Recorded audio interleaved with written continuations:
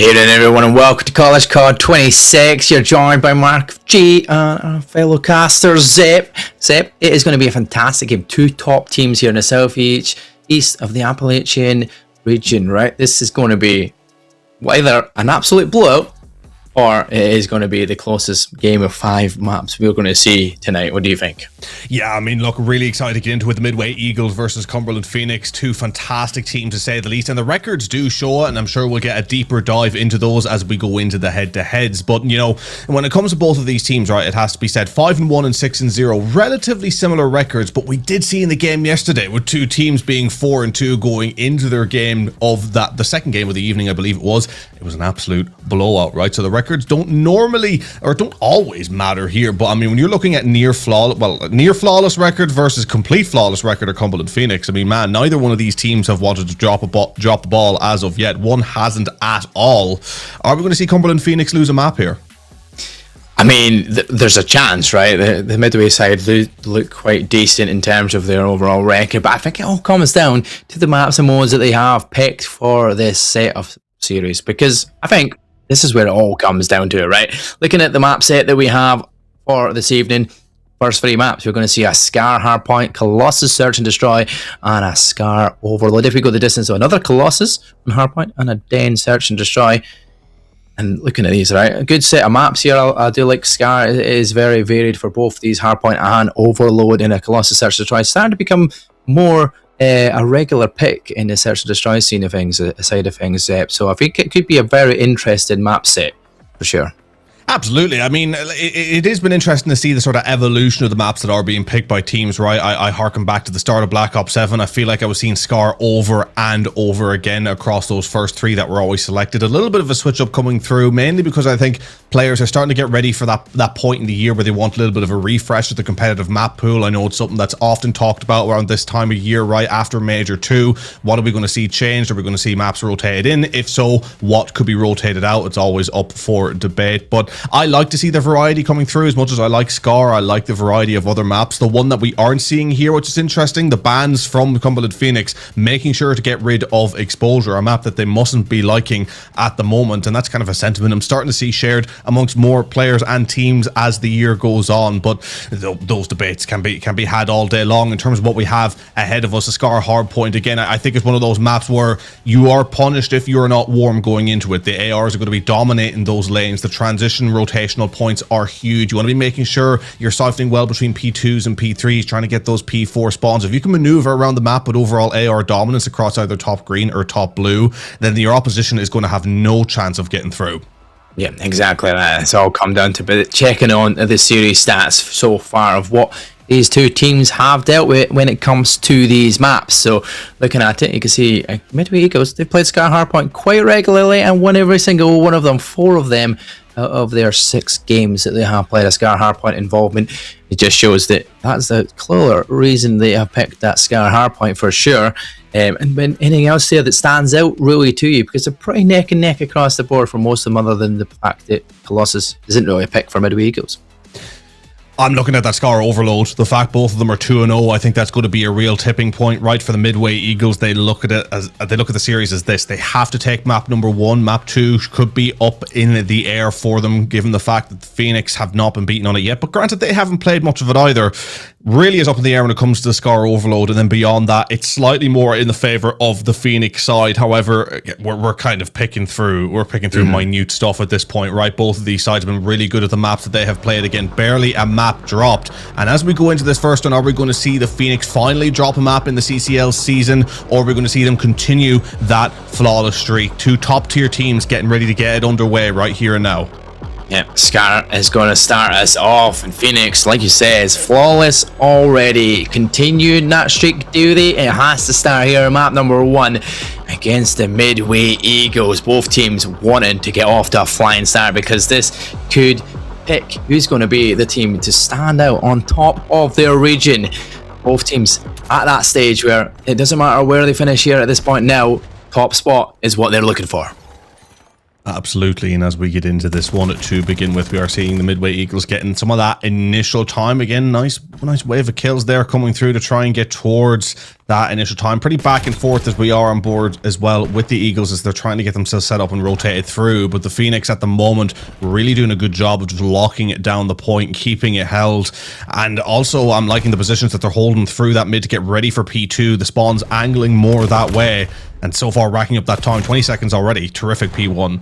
Yeah, a good start in the P1. They've still got 15 seconds to fight for it, but they've got a good position to be on the map here, overlooking that back spawn as well for players any making rotations down through that airplane side. But now they're going to be starting to make that focus and that rotation towards P2 with the kills going their way. They really have already got P2 under control as well early on, and now they're going to get players back in the spawn and spawning out Midway Eagles the other side of the map. Yeah, getting a nice bit of time here. Phoenix already racking it up early on, catching the Midway Eagles cold. Phoenix are just dominating so far on this point already, well over 40 points ahead, about to be 50 really, until we see a little wave of kills there. Might be able to break them in, but we're seeing Yarrow here, or Ciaro. Brilliant at locking down this top on a 5 spree here, finally dropping, but 6 and 3 to begin with. Again, you talk about the importance of the presence and dominance of that AR holding those top lanes, whether it is Motel, top blue, top green. Already Phoenix are showing that they have that in the locker. Yeah, Asylum going crazy there in the end there as well, getting a 4-streak before being shut down. Did get the break for the hard point for a few seconds there to at least claw back that deficit a little bit, but the last bit of scrap time, Cumberland Phoenix looking to get control before they make that rotation towards P3. The battle here on the plane. They're not going to notice each other. It's like ships in the passing, but Dusk has heard it, knows there's somebody nearby on that zone. They will fight for their life, but can't win the gunfight. Saro is going to be the guy to take charge and get that early time. And again, confident to push up in this sort of advanced position with the AR, holding time with it from that P3 position. Again, playing with such confidence at the moment. They are getting the majority of the kills. You got Dusk and ET 2 and 7 and 2 and 8 respectively on the Midway Eagles side. KDs that just aren't good enough when you're playing at this level, but hopefully they can rectify what has been a little bit of a slow start in their end. But Evoke and Asylum doing their very best to try and keep the sides in it. But the Phoenix side has been dominant to begin with. Once again, 60 points in the difference as they have this point locked down and have dominated practically every single transition so far. On top of having Piece 4 spawns, this runs the risk of getting ugly unless the Midway Eagles can change it up and quickly. Yeah, they were pinning them back in their spawn, and then they flipped the spawns, and then instantly it's pinning them back. But there's a little bit of a player spawning out there. Player number 5 there does get spawned out for a bit, Cal, but he gets shut down. But it doesn't matter because P4, they've got that back spawns. Dusk finds 2 massive kills, though, unfortunately traded out, so he can't get in control of that hard point yet. But Asylum, he's going to get there early. Can he win the gunfights? Wins one, can't find a second. It's going to be Shadow that shuts him down as well. Once again, another 2 streak before potentially keeping control of that hard point.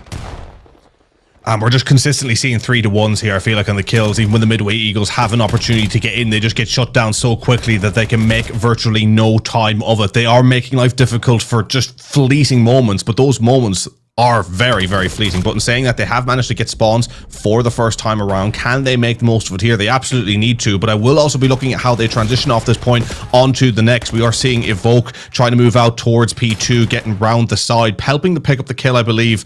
Now pushed up towards P2, but again, you look at that map, you look at where Honor's picking up, they know exactly where this rotation is going to come through. The Phoenix have set up fantastically for P5. Again, perfection on the rotations.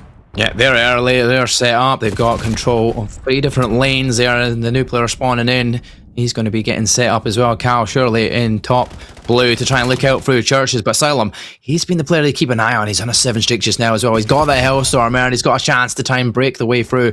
But he might actually have to invest that Hellstorm early on here, because of otherwise the scoreline might get out of hand. 126 to 56 with time still going the way of Cumberland Phoenix. Really tough to break in from here, and you can see where the Midway Eagles are spawning. They are just going to funnel towards that plane unless they send someone mid, which they absolutely do. Evoke going through market, trying to be that difference maker, but the position Cal is picking up, maybe could have picked that one up.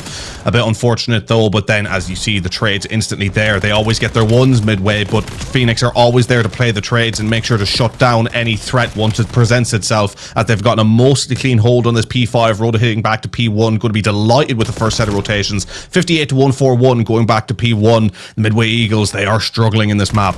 Yeah, the midway point, they're not looking like they're soaring yet, that's for sure. But you know what, they even invested that Hellstorm. They only managed to get one. It didn't really get them much time investment either as well for that use of Hellstorm, for all that it was worth from Asylum. Unfortunately, that's just how it goes. But they've got control P1 for now, holding in towards the shop. And they win the gunfight here. Honor Specs just slides on in and doesn't care who is there. He just takes him out. They get control to get that contest in. And if he just pushes his way forward, you know he's going to get more control of this minimap. Can he get the second? He's looking for it. He's going to get the second inside here. And there's 4 in a row from Honor. And that will be more time for Phoenix. Honor just absolutely dominating here, trying to get those spawns pushed out, gets dropped straight away. But every time you see a wipe come through for the Phoenix side, you can almost sense the heads of the Midway Eagles dropping, because they certainly have warmed up more into this game. Dusk's KD has gotten far better. You've Asylum 21 and 13. They are having these moments where they can pop off, where they can present the danger, but it's just a little bit too little, too late at this stage. If this is momentum they can take into the rest of the series, they'll provide a bit of a challenge. But for now, still 100 points in the deficit, not really anywhere near this P2 control. This map is already kind of chalked. You've got to look at it as trying not to get 100-point club, trying to set yourself up on the best foot going forward. ET just picking up a 2-piece might be what he needs to try and pull that, those numbers slightly higher going into the rest of the series. Yeah, and as they've got over a 60-point lead, we're going to head on over to Cumberland Phoenix. Let's listen to how clean these comms are as they're in control of the hard point. In front of me. From bottom, absolute. I'm just walking on fucking wood. Close on you time. Up in time. I'm weak on you. Absolute gens. And we can SND. Push. I can't see the gen guy. Gens is one shot. I'll see him. Gen's not chow. He's dead. Nice, and I'm staying down. I'm getting wall bang. Get him in. Not top on you. I can't. Top. Made already then. Good win, Yusuf. Absolute. No, absolute. He's half HP. I'm green already. I spawn blue. I'm going boat. Nice. I'm actually cutting your mid. right now. I don't fight, guys. Fight for me. I hear you. Shop on you, shop. Yeah. I swung green. Guys, This one both. I need a bow. Mid. Watch out. Mid dead. One more mid. P1. I hit a bow. A Vocus P1, guys.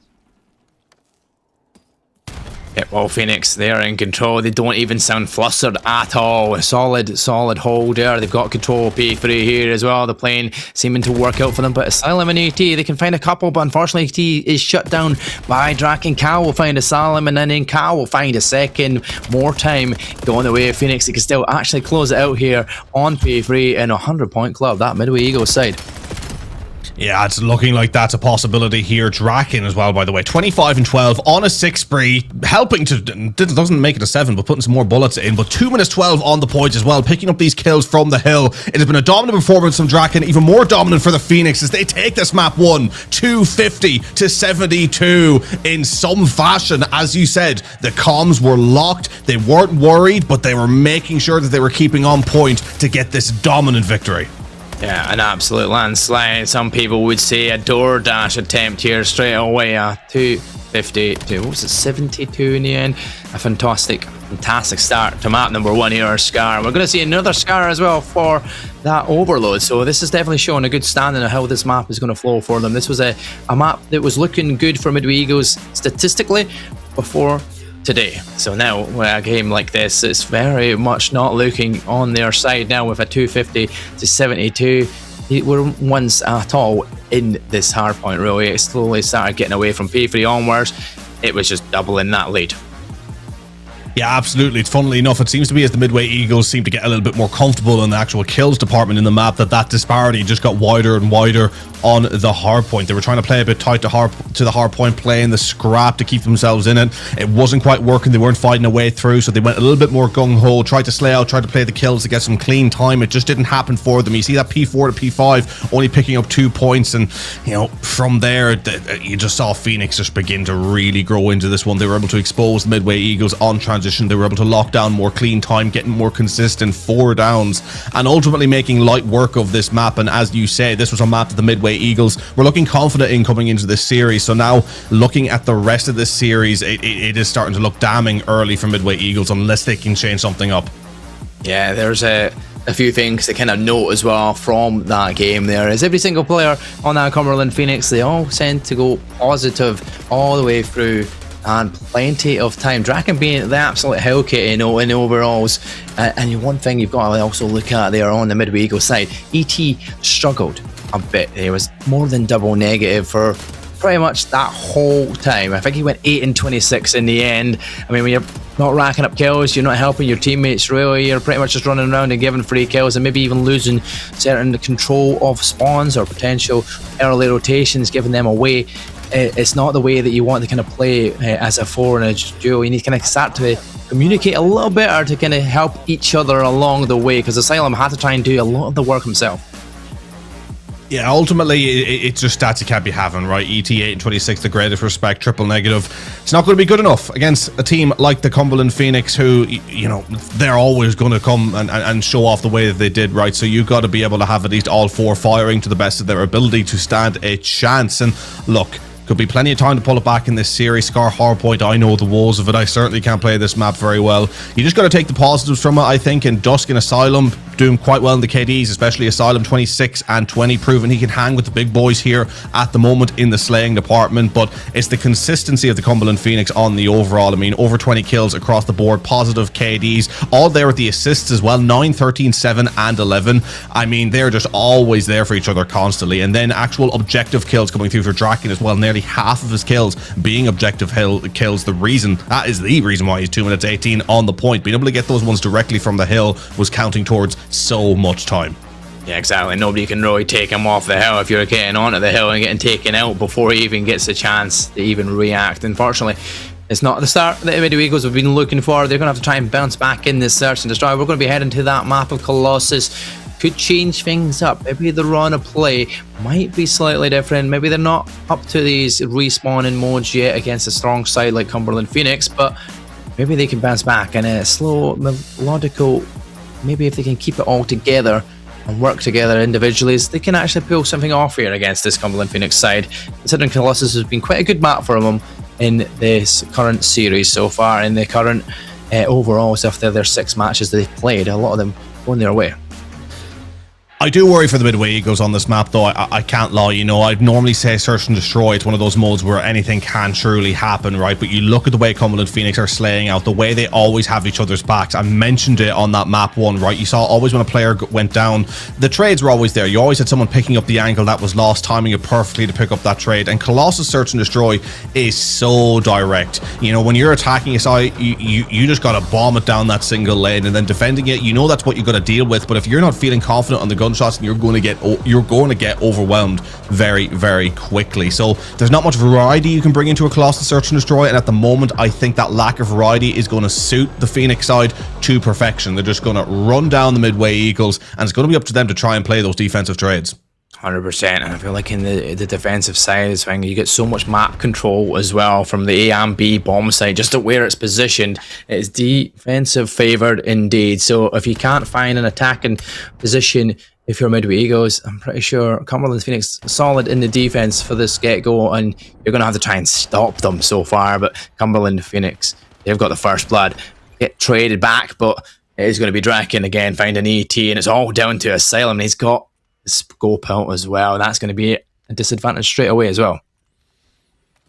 Yeah, not what you want to be caught with as the last player. Picking up a sub, though, going to be able to push through. But, I mean, again, look at where Phoenix are playing. All around that statue, every single angle covered. Even if he came away with 1, he was going to be hounded and chased down until he was taken out. Phoenix playing it disciplined, even in a 3 versus 1 scenario. Asylum having virtually no chance, giving it his best efforts, but already the Phoenix looking dominant after round 1.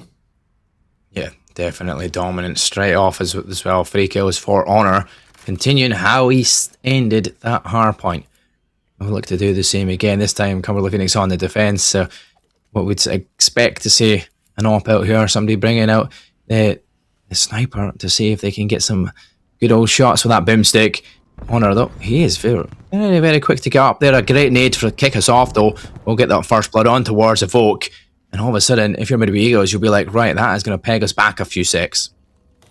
Already a little bit stuck, and you're just going to be spotted, right? Honor going to try to play his life here. It's looking like he's going to successfully do so. Draken picking up another in the meantime, just picking them apart, isolating them. All of a sudden, 4 versus 1, all up to Asylum once more with the boomstick in hand, trying to go for 1, not even able to get it. I mean, the Phoenix, it's looking clean and comfortable right now. Well, that's Midway Eagles lost their scope and sniper for the rest of the map. Now, I mean, that's two rounds lost straight away. Unfortunately, you take an attack and defense. Interestingly enough, it's a very difficult situation. I normally see it in the defense. Don't tend to want to pick it on your attacking rounds just because you can't really just station yourself up really if you're trying to head towards that bomb site. So unfortunately, it will be down. Cal still has his one for the Phoenix side because they've yet to lose a life so far. Only Cyro has lost that life so far, and that Cumberland Phoenix has been pretty clean the first 2 rounds. We hope to try and do the same again as they did in that first one. And once again, a nade off the start finds AT this time. Draken just once again playing to perfection as he so often does. Cal with the pistol in hand, running deep into the smoke, taking on the Charles, getting dropped, but Honor on the 5 spree with the bomb in hand, making it 6. Can he get the 7 on his way to a hellstorm? Clutching up, cleaning up for the Phoenix side. Already 3-0 up. We could be looking at a rapid fire S&D. Yep, this is it. Honor do what Honor does, and he just finds all 7 players so far, stayed alive the whole round. Asylum caught in the crosshairs, unfortunately. And it's just dominant from Honor and dominant from the Phoenix side. They can continue this trend as could well and truly be, once you said, an absolute riot and run through them. 6-0 is still on the cards. And ET Asylum yet to get off the mark. Well, you got at least 3 rounds to change that tune at the very least. Of course, they'll hope to have more than 3 rounds to do it. Want to pick up a couple of kills to actually count towards some rounds. But already, Phoenix comfortable in their setup, playing pretty spread towards B. Backing up, though, towards A a little bit, already recognizing the Midway Eagles have gone quite aggressive towards the side. Can they make the most of it, though? Can they get the bomb down? At least picking up a trade, 3 versus 3. Better round for them so far. Yeah, it does get in the first blood finally as well, so that helps them. But it still means they are having to look for an automatic change from that A bomb site. They've wrapped around over towards B. Nobody from Cumberland Phoenix has spotted anybody through mid, so Honor's going to realise that this is going to go ahead the other way around, and he's going to get great timing onto 1. Doesn't see the second into his right-hand side, so he gets traded out, but Cyro is there at least to get the Honor back, and AT goes down. That is going to be a defuse. That will be 4-0, and Phoenix, swiftly as you like, doesn't matter if they lose track of 1, they eventually come back around from that flank and make the lead go even further away from Midway Eagles at this point. I did like the way Midway Eagles actually played the round, right? I mean, going towards A, getting that initial pick, getting traded, but looking super advanced in A, and then all of a sudden deciding to transition over to B. They actually force Phoenix into a little bit of a stretch. They did outmaneuver them slightly, but, you know, Phoenix, they're so disciplined, they're so experienced, they know as a side how to deal with that situation, rotated quickly themselves, and caught the timings. But that was a round where Midway Eagles actually looked like that they have something to bring to this map. They're just really running out of time to actually have that count for something. Yeah, exactly. This time on a defensive round, hopefully they can turn things around on its head. Midway Eagles don't want to be 6-0'd again here as well. That'd be another disappointing map for them. They're a disappointing hard point already. Want to try and at least see what they can do. As they've changed up their defense, they've gone really aggressive and did the back spawn here of Cumberland Phoenix. They're going to find that first blood. It's going to be Draken in the back. Player number 3 of Honor is looking for the hunt, and he's shut down by AT. All of a sudden, it is looking favourable for the Midway Eagles in this D. Yeah, sniffing an opportunity and sniffing out all 4 of the Cumberland Phoenix players. Going to get on for a defuse and at least take one of these rounds. And I really like how they played that round. Isolating players on their own. And then towards the end there, as we saw on the feed, just sort of dragging Phoenix into the back spawn to isolate them for the kills. Great round for Midway Eagles. What a way to answer back. Yep, definitely a way you needed to answer back before it got out of hand here. It is 4-1. You've got 1. You're not getting that donut. That's always a bonus. But now let's see if you can replicate something similar here. This time, attacking round for you. Can you go back-to-back rounds? Start to put the pressure a little bit more on that Phoenix side. Make sure they start to make a little few mistakes, because maybe they were getting a bit too overzealous here as they were looking pretty dominant in the first 4 rounds.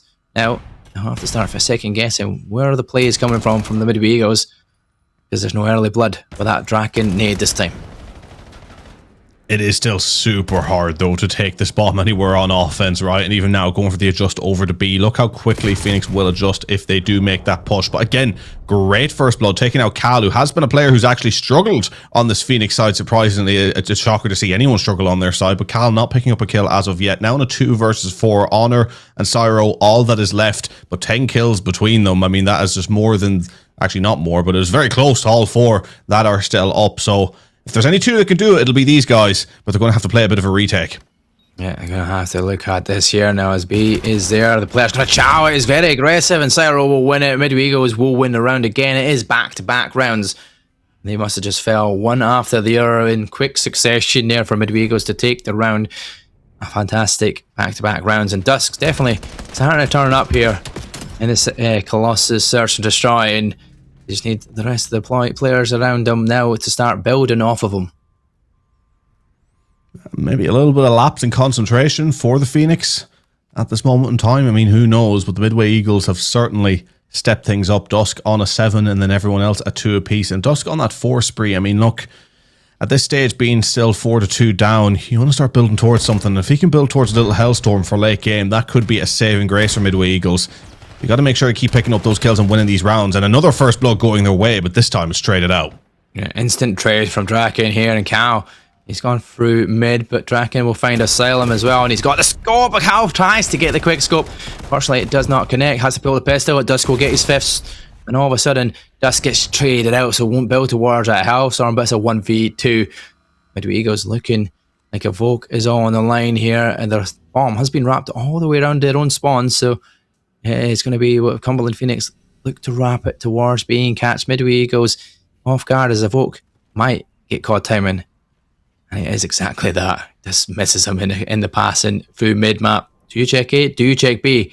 He goes A. Is he going to guess rightly? That's crazy. I mean, he is just on the chase. It's like the Phoenix are just trying to draw him out of their positioning, and they just can't seem to do so as of now. But the bomb finally going down. How's the timing going to be for Evoke? He turned, he thought it was B, but no, it was A, and he's going to go for the shots, can't pick it up. And the Phoenix take that round. He was almost a touch bewildered there that he couldn't see a planter going for the turnaround, and then just being, hang on, wait a minute, that says A. He's right there, but not able to pick up the kill. Yeah, it just pops as soon as he turns it around. It's like, oh, A-bomb's like, damn it. It could have been the 2 seconds longer. Not even that, and he would have been popping up, and he might have had an opportunity to take out Draken there. Would have had to worry about the player jumping from top mid, but he was not going to be able to get that. We have map point, Cumberland Phoenix here, and looking to take it 2-0 in this series. And they have to do it in the defense, which is more favor towards them for sure, as Midway Eagles have yet to find a really convincing attack. Oh, Cal looking to give someone a little bit of haircut, short back in size, leaving a little on the top though, which is why he missed. Gonna try and go for another one as the push comes through, but Honor there with the cover, and then Cal with the pistol finally picking up his kill, getting his snipe as well. Cal's awoken at the death, it seems, and it looks like it's going to be enough, at least with this trade that eventually does come through for the Phoenix to take map 2. Yeah, it was eventually coming through. It was almost a short back in size, but it was more like a short back and bottom at first because it missed most of the time just below them.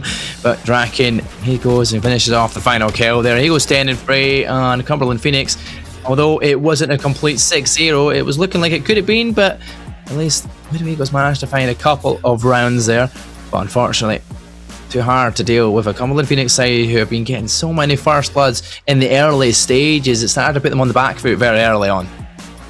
Yeah, and you can see as well the Phoenix were happy to get aggressive, right? Often trying to go winning the rounds from the kills, and as you said, the first blood mattering a lot. Only a couple of rounds it didn't, but that just shows the ability that they have as a side. And look, I like what the Midway Eagles brought to some of those rounds. I definitely feel like they are a side who you can already tell is going to be very dangerous and has been very dangerous against a lot of the other teams in the CCL. But Cumberland Phoenix, one of the sides who are the very best, proving once again why they're one of the very best with the performances they're putting on in this series. So far, it is looking like they're going to be flawless, but only time will tell.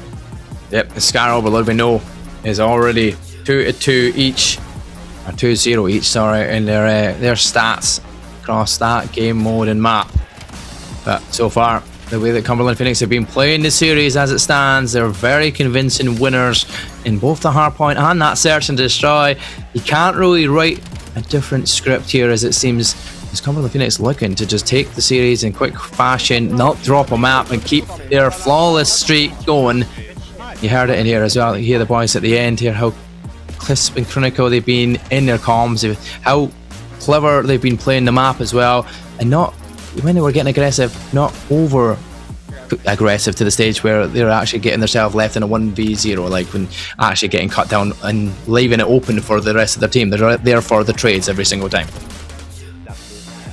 And Phoenix is aside, they are just absolutely top tier. The way they play, again, the way they cover the angles, the way that they were just always making sure that they had each other's backs while showing the ability to pick up the kills themselves. Once again, a player just absolutely dominating in this series. Draken, I mean, so far on the way to, I think, becoming the series MVP at the very least. I mean, the kills that he's just picking up are outrageous. 8 non-traded kills as well, so it was often being the front man going through and getting that initial damage, breaking the lines, allowing the rest of his teammate to get the job done. Comparatively, you go out to the Midway Eagles. Dusk, once again, terrific game. Asylum with a great map, one falling a little bit short. And as a side, they're individually having moments, but it's just not enough as a consistent 4 unit to really break a sweat out of this Phoenix side. No, exactly. No breaking, no sweat. Cal had to break a little bit of sweat to find the 2 kills in that last round there to at least get some stats on the board there on the end. And one of them was a nice wee snipe as well, which we needed to see. Managed to survive the majority of the rounds when he did have it. And then when he didn't need it, he pulls it out in the end and it gets the kills needed for a couple of Phoenix to go 2-0 up in the series. That being said, we will be heading to a short break before we go to that Scar Overload as our next map to Cumberland Phoenix go 3-0 and take out Midway Eagles and luring their stats as well on this map. We're just going to have to find out after the break.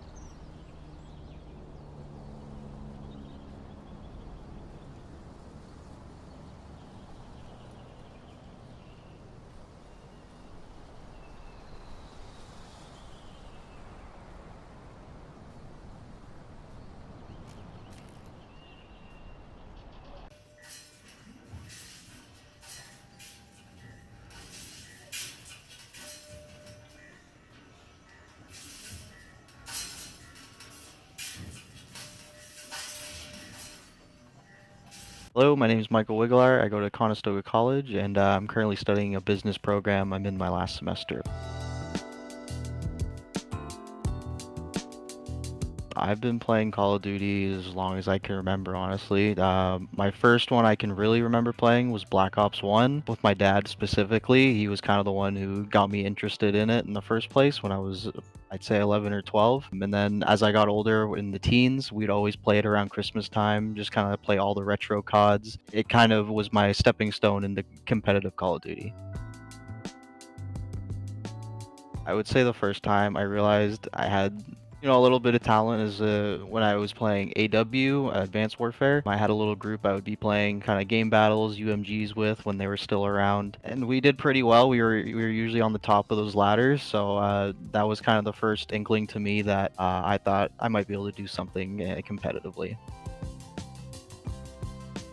So I've always, you know, I've always seen the CCL like from afar. I've been competing in challenges for a long time since World War II almost, or since Black Ops 4 was my first competitive Call of Duty when I went to challengers events. But I've been seeing CollegeCoD grow for a long time. One of the last Toronto XPs that I attended, I believe it was the one last summer. Potsy reached out to me afterwards, our coach Potsy. He expressed that he had some interest in me going to the college. I was kind of on the back tail end of my career at that point, or competitive career, and I thought that it would be a good opportunity to kind of continue it a little bit longer. I have some interest background in kind of starting my own business, which is why I wanted to do the business course in the first place. So the stars kind of align for it to happen. You know, I wanted to play competitive COD a little longer, as well as while furthering my personal life, getting a business degree, being able to help me in the future.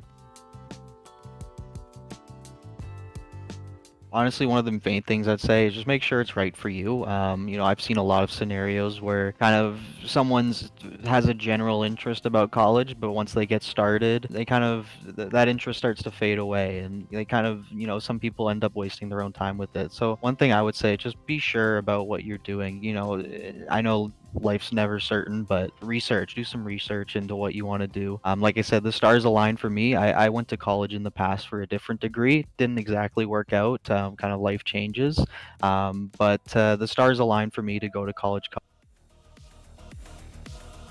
Welcome back, everyone. We are 2-0 deep in Phoenix, looking dominant so far in the first two maps of this series. We don't see anything other than potentially an easy enough win as well in the Overload, but we are going back to Scar where they were very dominant in that hard point.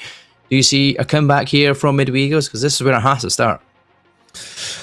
Honestly, it's not looking good for them, right? Again, they're so far 2-0 on the record, same as the Cumberland Phoenix, but as we talked about going into the series, the records don't always really matter much at the early stages, and we're already seeing that be the case, right? Because Cumberland Phoenix are looking a whole level above the Midway Eagles at the moment. The way they are playing as a 4, it looks dominant at times, it looks almost too easy for them at times. The Midway Eagles certainly showing moments, glimpses, but moments and glimpses are all they are, and they're going to need a little more than that if they want to try and get through this map 3. One last chance to do it in this series, one last chance to keep something flawless in a Scar Overload, but the Cumberland Phoenix yet to drop a map, and if I had to guess, I'd say they're not going to drop one after this either. Yeah, I know. I can't see it happening. I can't lie. They're just very much in flow state. The Phoenix side just very much the better slaying side as it has been so far. And with Overload being the way the Overload plays, if you're getting plenty of kills on that map, it's going to be very difficult to stop an Overload getting sent into that device and into that upload. So let's see where we kick us off here. Cumberland Phoenix, they'll be starting on that far side here, looking to have to head up towards the church end. But first few kills going away Midway Eagles, chance for them to open up first and try and get in control of the EMP. But before that even happens, there's going to be Draken and Asylum. That's the battle between the two big gunners that you want to see happen across this map, because whoever comes out on top between these two players might make a difference in the map. It's just as we so often see from the Phoenix side, they have an ability to answer back as soon as they're in trouble, but the Midway Eagles definitely off to the better start here at the moment as they try to get moved on up, but it can be really hard to break through that top blue area. Dusk picking up another one, trying to keep that P2 side, that motel, pushed on out as best as he can, while Asylum hovers around the EMP through mid. But you look at this defense from the Phoenix, it is clean along that line. They do not look like they're going to be broken at this stage.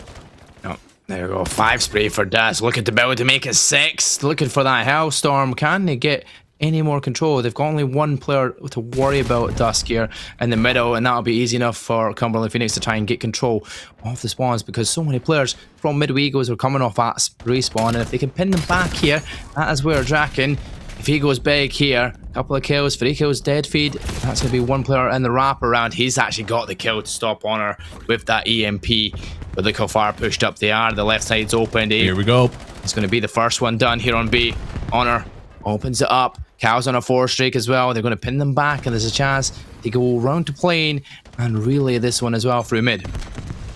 Yeah, so far the spawn trap has been really effective from Phoenix when they've gotten up. Just made sure to clear out that B lane and had a clean path straight through to that overload. The Midway Eagles trying to answer back with control of top green, trying to get a little bit of an overlook towards that top lane. Are picking up the kills, but again have no real control of that EMP site, as Cyro will just decide to pick it up and rotate back around to his teammates over on his B defensive side to push back through the motel area. Again, smart play at the end up, was trying to see if his side could slay out. When they couldn't, he safely rotated it back through, and they are still in control of this motel side, looking to pick up a wave of kills to get the second cap. But so far, good defense from the Eagles. Yeah, Eagles managed to get the wrap and suss out what was happening here from Cumberland Phoenix. I think he says that wrap around back through their own spawn was a clever idea, because he knew that a few of his players had already gone down, pushed up in the map, so they were going to be spawning over towards that B side, so he wrapped towards that. But from this position, Cumberland Phoenix are going to have a great defense to start us off here. Cow and Draken, he finds two himself, and they start pushing up that mid-map. They find that kill right behind the middle of the map, but that is going to be a chance once again to start closing off all the lanes and make it very difficult for Midway Eagles to even get a chance on this defense. Their number one, Cow, he's in the back. He's found one, he's found two. That's Honor as well. That'll be all four dead. There's a chance. There's EMP number two. Cumberland Phoenix now in that spawn trap once again, and look where the EMP spawns, the bottom of the map. Wow. That's 3 dead from Cow. That is going to be, surely, if they can get player number 7 of ET, there's a chance. The pistol fight, he wins it, and he get himself into that other EMP upload. Nope, he's going to be spotted out. He's won another one with that pistol, Cyro. How is he doing that? I have no idea. But the Phoenix almost getting a little bit too aggressive there, you know, getting pushed up towards that green, forcing spawners, I think, closer towards that motel, which is what they didn't want to try and relay through, but ultimately it was just slowing them down ever so slightly. Nearly getting through for the third, not quite enough though. Evoke helping his side hang on, but man, when they are up against it, when their backs are against the wall, Midway Eagles, they look in a lot of trouble. Phoenix at times are finding flow state, and when they do, they look unbeatable. Yeah, they definitely do, and they're just needing to get that final clinical kills, but as soon as they get pushed up with that EMP, it ends up being 3 dead. Make that 4 dead. Draken on a 2 spray. Also Honor on a 2 spray. They get that map over towards A site. Are they going to keep it there? Nope, he's decided to go mid-map. Evoke is waiting. Now he's going to look over that EMP device, expecting another player to come challenge him, but Evoke snaps around and knows there's a playback in his spawn. That's a good position to be in as he looks to even push further out past that EMP, give them some map control. Midway Eagles need to control as much as possible, but when players are falling behind you, you're unfortunate, and AT is left as his own player waiting on the respawns of Midway Eagles. Phoenix just knew as well if that EMP was to respawn, it was going to respawn right in their hands, as they have full control over this motel side, which has been pivotal in them having an overall map dominance. Looking to try and get through again for one more before the end of the half. They will slide through, make it 3 with 15 seconds left. That's most likely how the score will end up, unless they continue to slay out. Honor picking up 4 on the 4 spree right now. Multi-kill at 3, trying to make it 5, and he does. The spawn trap through. The lane is cleared. Are they going to make it 4-0 at the death of the half? They absolutely are. And ladies and gentlemen, that's how you lock down the first half of an overload. Yeah, getting stuck in that bit of spawn there, that is the hardest part to deal with, because with that heady there that Honor was on, he was able to come back and build a wee spray. They get the 4 EMP uploaded. They go to the halfway mark, halfway up to the full scoreline of 8. It's required to win the map before time is even out. And Honor, he gets himself to even Stevens with 12 and 12, but a streak that he has still going into that second half.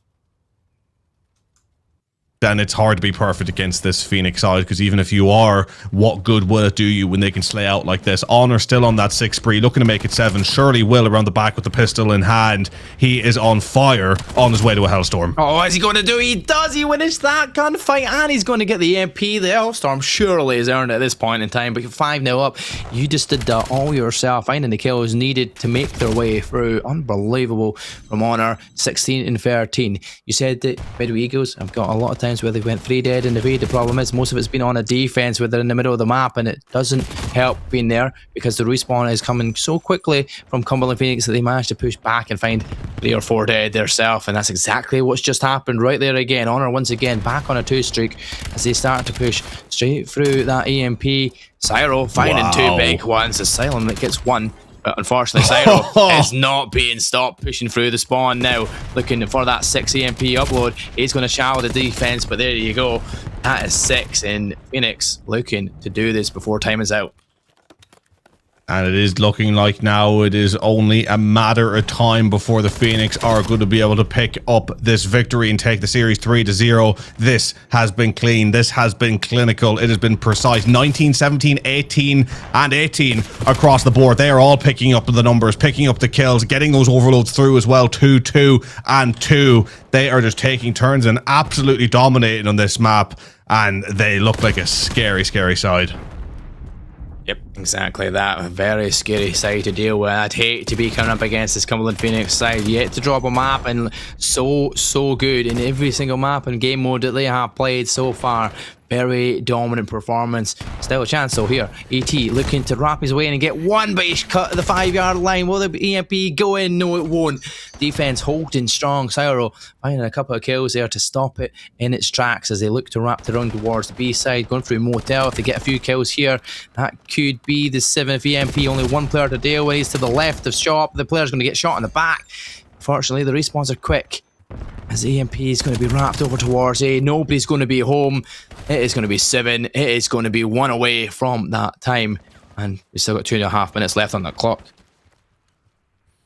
Plenty of time for Phoenix to get one more. Plenty of time for Midway Eagles to get one on the board. But I think that's kind of wishful thinking at this stage. Maybe might get a solitary one. But beyond that, what else really? Nearly have an opportunity to get through B here. Just need 1 or 2 more kills. But so Cal just about holds on with the kill through the back to stop Midway Eagles from even getting one. As Cal now picking up the hostage. Oh, dearie me. Cal. What are we doing? What are we doing, Cal? This isn't Rainbow Six Siege. What's this hostage situation we got going on over here? They're just feeding now. They're just feeding for some kills here extra. There's a Evoke jumping up, getting one, but traded out. Control of the map once again. EMP in the middle of the map, not looking to pick that up yet. But if they can win a few gunfights mid-map again, Phoenix look like they can close this one out. Maybe they're just having a bit of fun now. They're 7-0 up. I think it's almost impossible to come back from this one as well now at this stage. 1 minute and 24 seconds. I mean, it's probably out of its reach for Midway Eagles, no matter what happens here. But you know what? Phoenix are putting on a show. They're showing us why they are the squad to look out for in this region here. Southeast Appalachian, you're going to come up on top surely by the end of this, is the way that things have been going. And if they can get one on the board, Midway Eagles, I'd be happy with that at this point. Yeah, trying to go for at least one, but I mean, it's not looking very likely as they're rotating that EMP as deep as they can. It's almost like they just don't want to have to deal with any more here. They have struggled all the way throughout. Again, as we've talked about often throughout, they have shown moments, they've shown glimpses, but this Phoenix side looks like they have the beatings of just about everybody at the moment as they're going to continue this flawless streak so far in the CCL, playing to perfection. 28 seconds left on the board. The Phoenix have one more chance to go forward and get this game done. Cal picking up the second on a 32 as well. I mean, so many kills to pick up as well in the control. He has just been slaying out, dominating. It's been such a terrific performance across the board as Draken finally calls in the Hellstorm. Yeah, finally. Doesn't need to do it at any point in time. Just does it just to do it before the end of the round is done. The time will tick out. We won't get the 8th. We won't even get one from Midway Eagles. The time will cut short there. And Cumberland Phoenix, you take a dominant performance. A 7-0 overload here on Scar. Scar has been a very strong map for you in this series, as well as that Colossus Search and Destroy. Fino, a flawless game and a flawless record to still hold to here in CCL 26. This is just before the restructure of the set up, so fantastic from them. They'll be finishing up surely top of that region with what could be safely said. If you were to add all their score lines together, I'm not sure that would be a nice stat to be looking at on the other side, because that is a lot of kills and against a lot of deaths that you probably could have done a little better at overall here from Midway Eagles. Unfortunately, it wasn't to be against the Cumberland Phoenix side. wasn't to be at all, ladies and gentlemen. For those of you who have tuned in a little late to the CCL here this evening, a little bit of your recap here. Cumberland Phoenix taking the victory in this series 3-0, winning map number 1 250-72 in what was an utterly dominant victory. Similar story on map 2 in the search and destroy Colossus. However, they did show glimpses and moments Midway Eagles of putting up a fight, taking a couple of rounds and actually adjusting pretty well throughout the map, showing glimpses of why they are 5-1 so far this season. But Cumberland Phoenix showing more than glimpses, showing consistently why they are flawless this season, and they continued that going through to the Scar Overload, where, as you'll see in these highlights, it was just a DoorDash domination series and map from them. Again, Midway Eagles having moments early on, but defensive kills rather than clearing offensive lanes, and Phoenix just started relaying one after another. Yep, I think they had their appetizers, but their order is now here. They're ready to eat it up, and let's make sure they ended it in a fine fashion. 7-0, the just dominance in the back of the spawn here in that first half from Cal, from Draken. They were finding kills, they're building streaks, they were just looking absolutely solid. Honor at the end of that round as well, did a wee spree himself as well.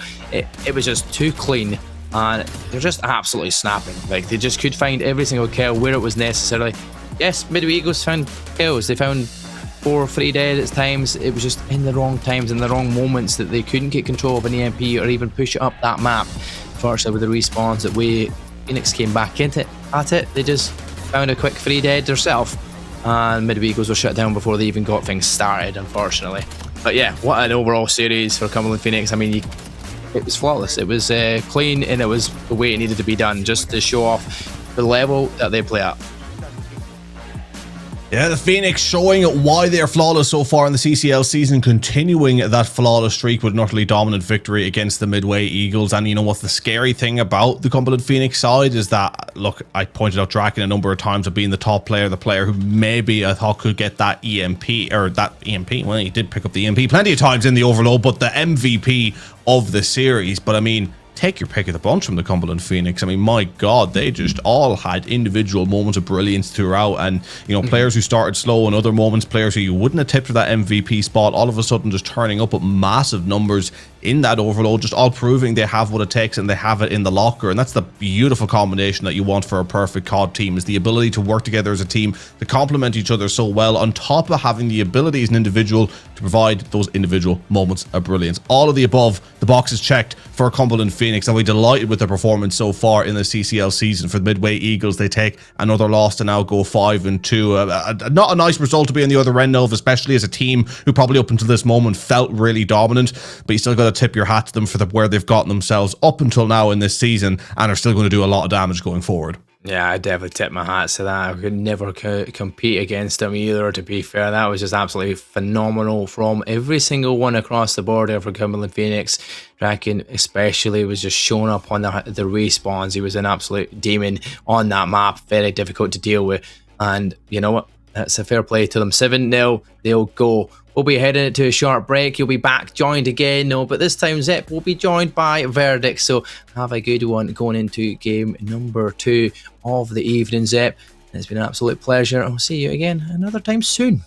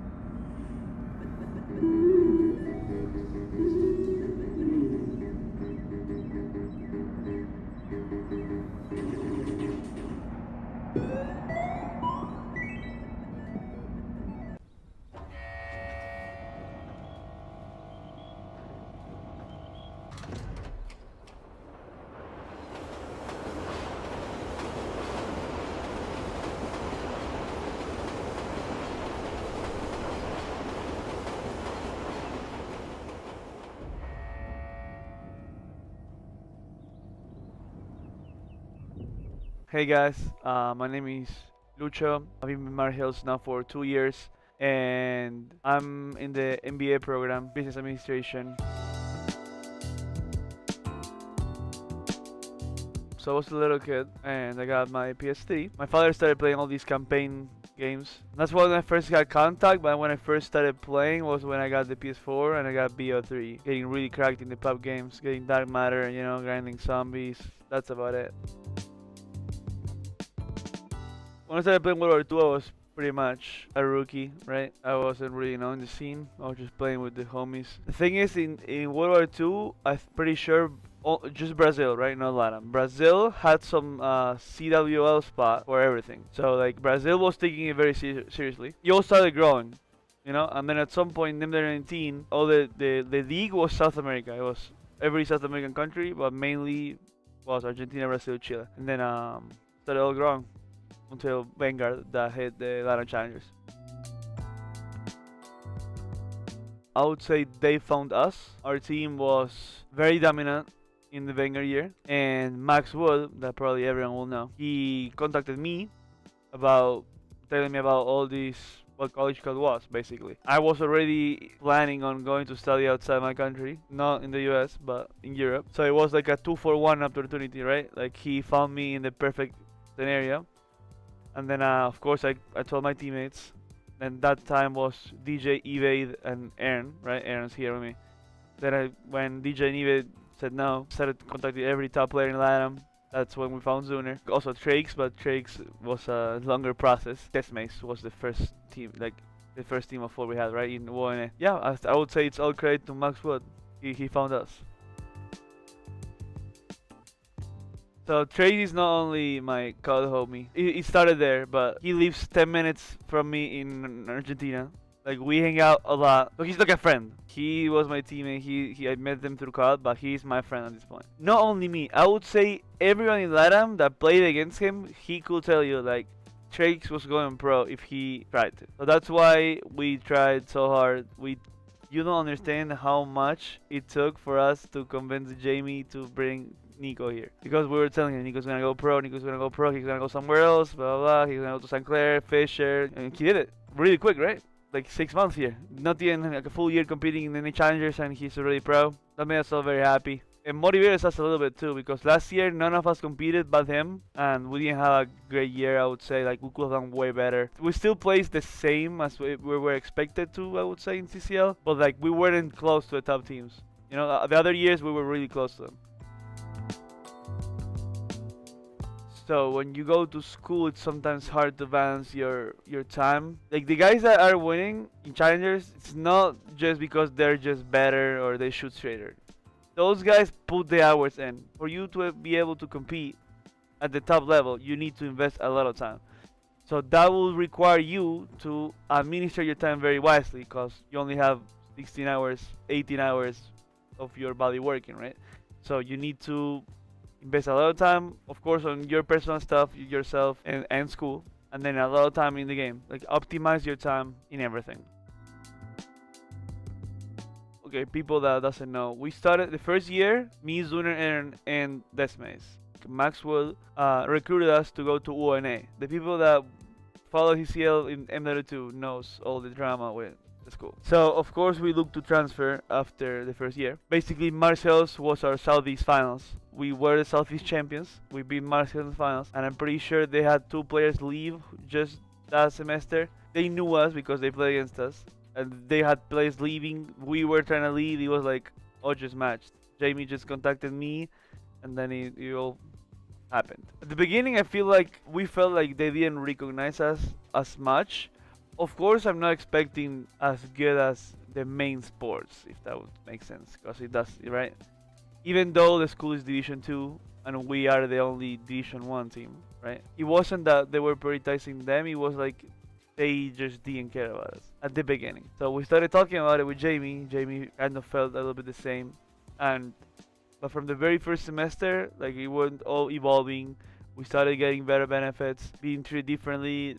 Jamie has someone like a higher up from the school that she has helped us a lot too. She really takes care of us. Everything we can ask for, we have it. You know, I can't complain about anything from what we get here. We're really comfortable. So shout out to Jamie and Marcel. Trying to go back to where I left. Of course, that when you quit a year, your stock goes down the ground. Everyone thinks I'm only good in S&D, which is fine. I haven't played Respawn in a long time. But yeah, trying to go back to where I was, trying to improve my placements, trying to be the best version of myself for the school especially. That's my main goal. Like, I'm competing to be on the top, on the level I need to be for college. I really don't care about going pro itself. Yeah, that'll be it.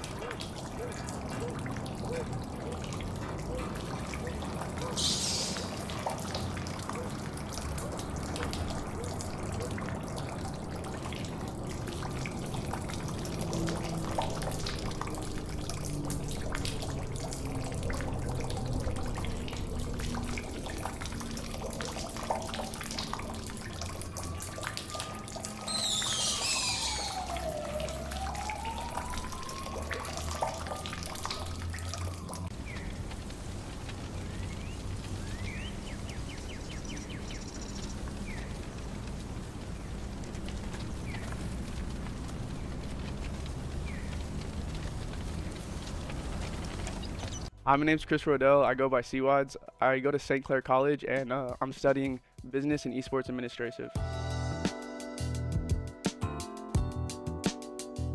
I started playing COD from when I could really remember, just like playing with my dad. Like, he would give me like a second controller, probably wasn't even turned on. I was like 3. I originally started off as a sniper. I was really into like FaZe, L7, Red Reserve, all those like sniping teams. And then the way I got into competitive COD was actually one of my friends asked me if I wanted to go to MLG Anaheim one event, and we ended up beating Simp in like a 2v2 booth. And my dad was actually like into Call of Duty. He knew who Simp was, and I told him after that event, that was in like, I don't even remember, I was like 14, 15. That Christmas, he ended up getting me a PS4, a monitor, a scuff, and just said, here, like, let's go see what you can do in COD. And now I'm here. to go pro, it takes a lot. Like only a select few are gonna make it, and you always want to have that backup plan. Obviously, I have full confidence in myself going pro, but it's always nice having that that extra leverage. You know, like I think going to school, like it's a great opportunity for you to be able to chase your dreams and still get an education while you're doing it. The reason why I'm at St. Clair is actually because of one of the players, Bendy. He gave me an offer. He was like, hey, I know a couple of our guys are leaving, and I know you want to be part of this. Like, if you can just wait one more semester, I can get you here. And it's been fun since then. Oh, it's great. I think it's one of the best esports programs. It feels like they really do care about us. I'm not going to name the school I went to before, but it just felt like they didn't care as much as St. Clair did. And that's like, I think one of the reasons that we all like really enjoy the school is they just really care about how we are, not even just like how we're doing in our esports, but also just like how we are like as people, like how we're doing mentally. So I think it's just like, it's a great group of guys we have. Like we always hang out. Like I wouldn't say perfect here, but it's pretty up there. It's one of the best programs. Sometimes I do, yes and no. Coming here, playing in Canada, like, you know, like we want to be like the best in Canada, you know, like that's just, we already know we're the best in Canada, but Colombia, Argentina, Mexico, California, Canada, like we have people from everywhere. So I think it's crazy to me how we're taking over Canada and possibly taking over NA. Like we really only realistically lost one tournament last year. So I think we're putting Canada, NA, we're putting everywhere on the map.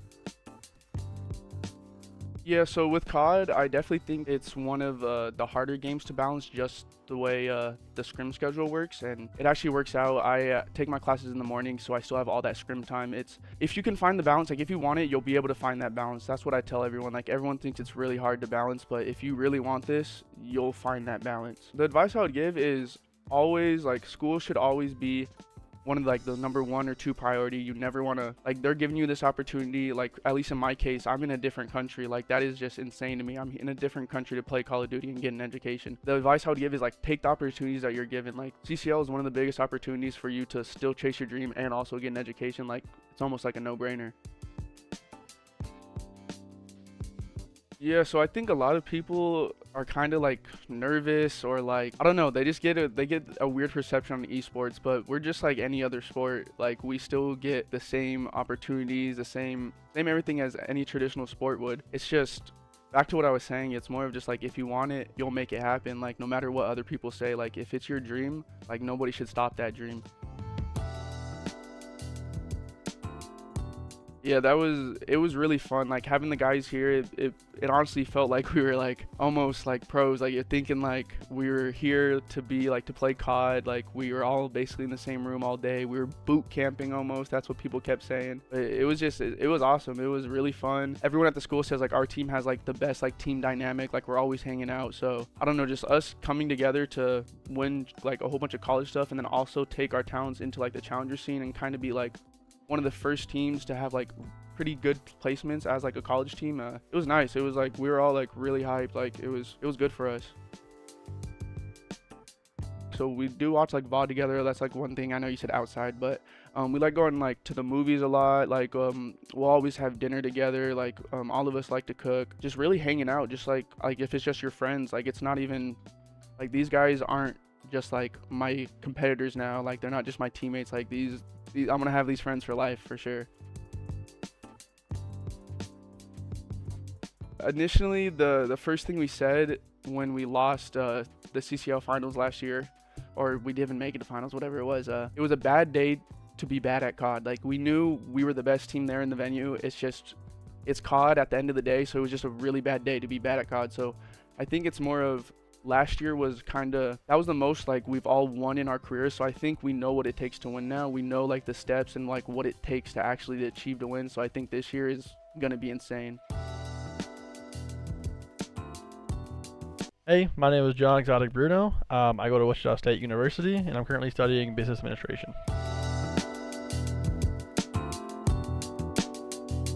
I first started Call of Duty when how young was I? I was like 15, maybe younger, like 14, playing MW2. And next thing I know, I kept playing. I hurt my shoulder playing sports. Turned 18, I was like, yo, competitive looks kind of cool. So I started playing competitive and then BO3, and I mean, hey, I've been here since, so. It was a little bit through everything, honestly. So when I first started out, I played a little bit of rank play, and I got up against Big Timer, and I was kind of like nervous. I can't lie, I was really nervous. And this was when I was like, I don't know, 14 years old. So ever since then, I was kind of just playing for fun. Obviously, since the 18 under rule was a thing, you can't be under 18. I couldn't compete, but I was like, okay, I'll play like the little tournaments, like the Twitter tournaments, you know, tweet those kind of things, and start growing from there. And eventually, I mean, hey, I got good enough, and you know, landed myself in a pro spot. I landed myself here at Wichita, and you know, it's been the history.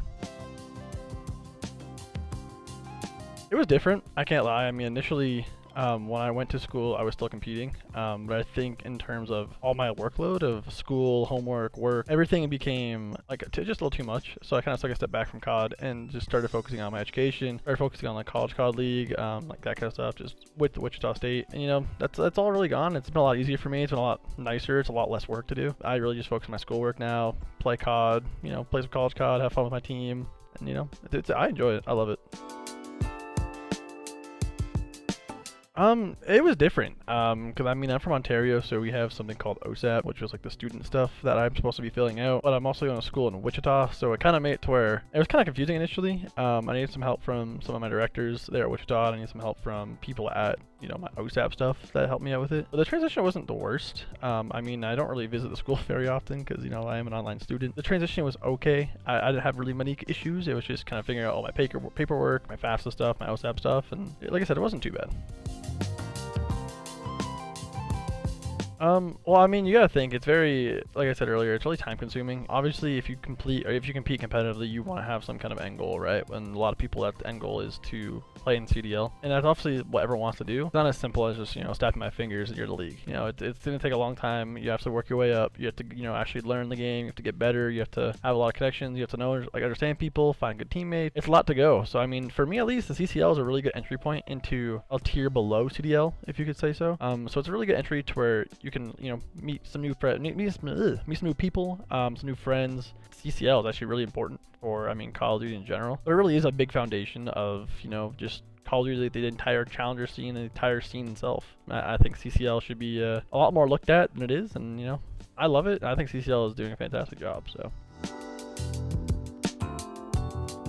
I mean, a little bit, right? Because you take some classes and you kind of learn some things from your classes, and you put it into real life situations. And for me, my real life situations is Call of Duty, right? So I can learn a little bit easier. I can read things easier. I can understand things easier. But I definitely think there's some correlation between, you know, going to school, learning, and then translating that into COD.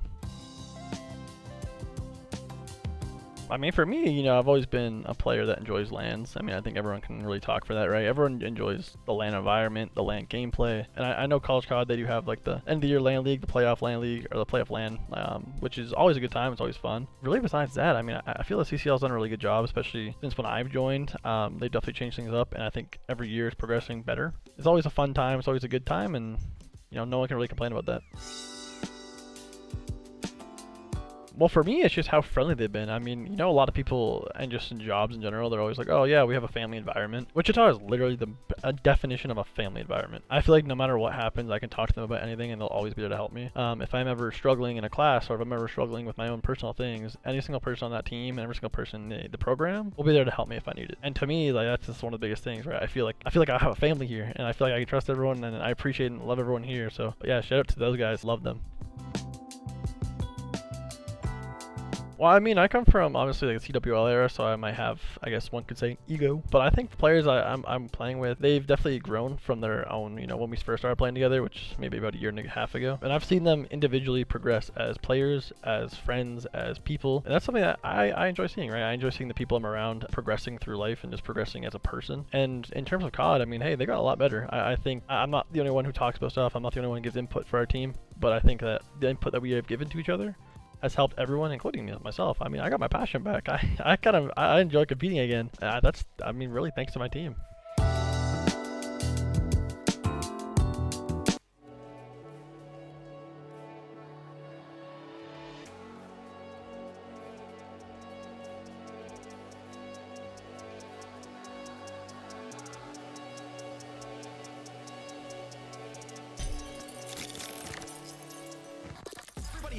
slipped the blind through the back net of P4, and they've got 2 kills that have gone their way. So as the Condors thought they would have the rotation with 8 seconds left, it's in the back, it's all down to Savvy. He has to win the 1v1, he finds the first. Second now on a slide around the corner, Ferno wins it, and now it's the Buckeyes who have the hill. Oh my god, as close to being down to the wire as it can possibly go, but Buckeye COD have been great at holding this P2, so this is trouble for the Condors. Buckeye trying to take us to map number 5. One more chance for the Condors to break on through. They have 5 seconds to do so. Will they be able to do it? Enigma picking up 2. Is it enough? It is! Left up in the 1 versus 3 it's Savvy, but I feel like this is such a difficult map to pull anything other than a 1v2 from, especially with that bomb down. You can play so tight to get. You have an opportunity to reach out this out. If player 3 is just going to make the wrap all the way back around through spawn, that's another 1v1 that you give away for free. Just going to play this corner here and look for the challenge. With 12 seconds left, no way. Juicy slides the corner, and Savvy does it yet again. Bomb still has yet to go down, and Peach was able to find one on the crew, so this is an opportunity for Wichita State here, although it looks grim.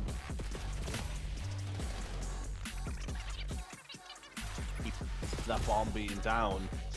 To pull off a comeback like this, Deuce, her first one dead. Manny's swimming all the way through the floor. Are they going to be able to read this? I don't think the answer is going to be yes. On the backside of the hot tub, Manny will pop up and say, hello, Mr. P.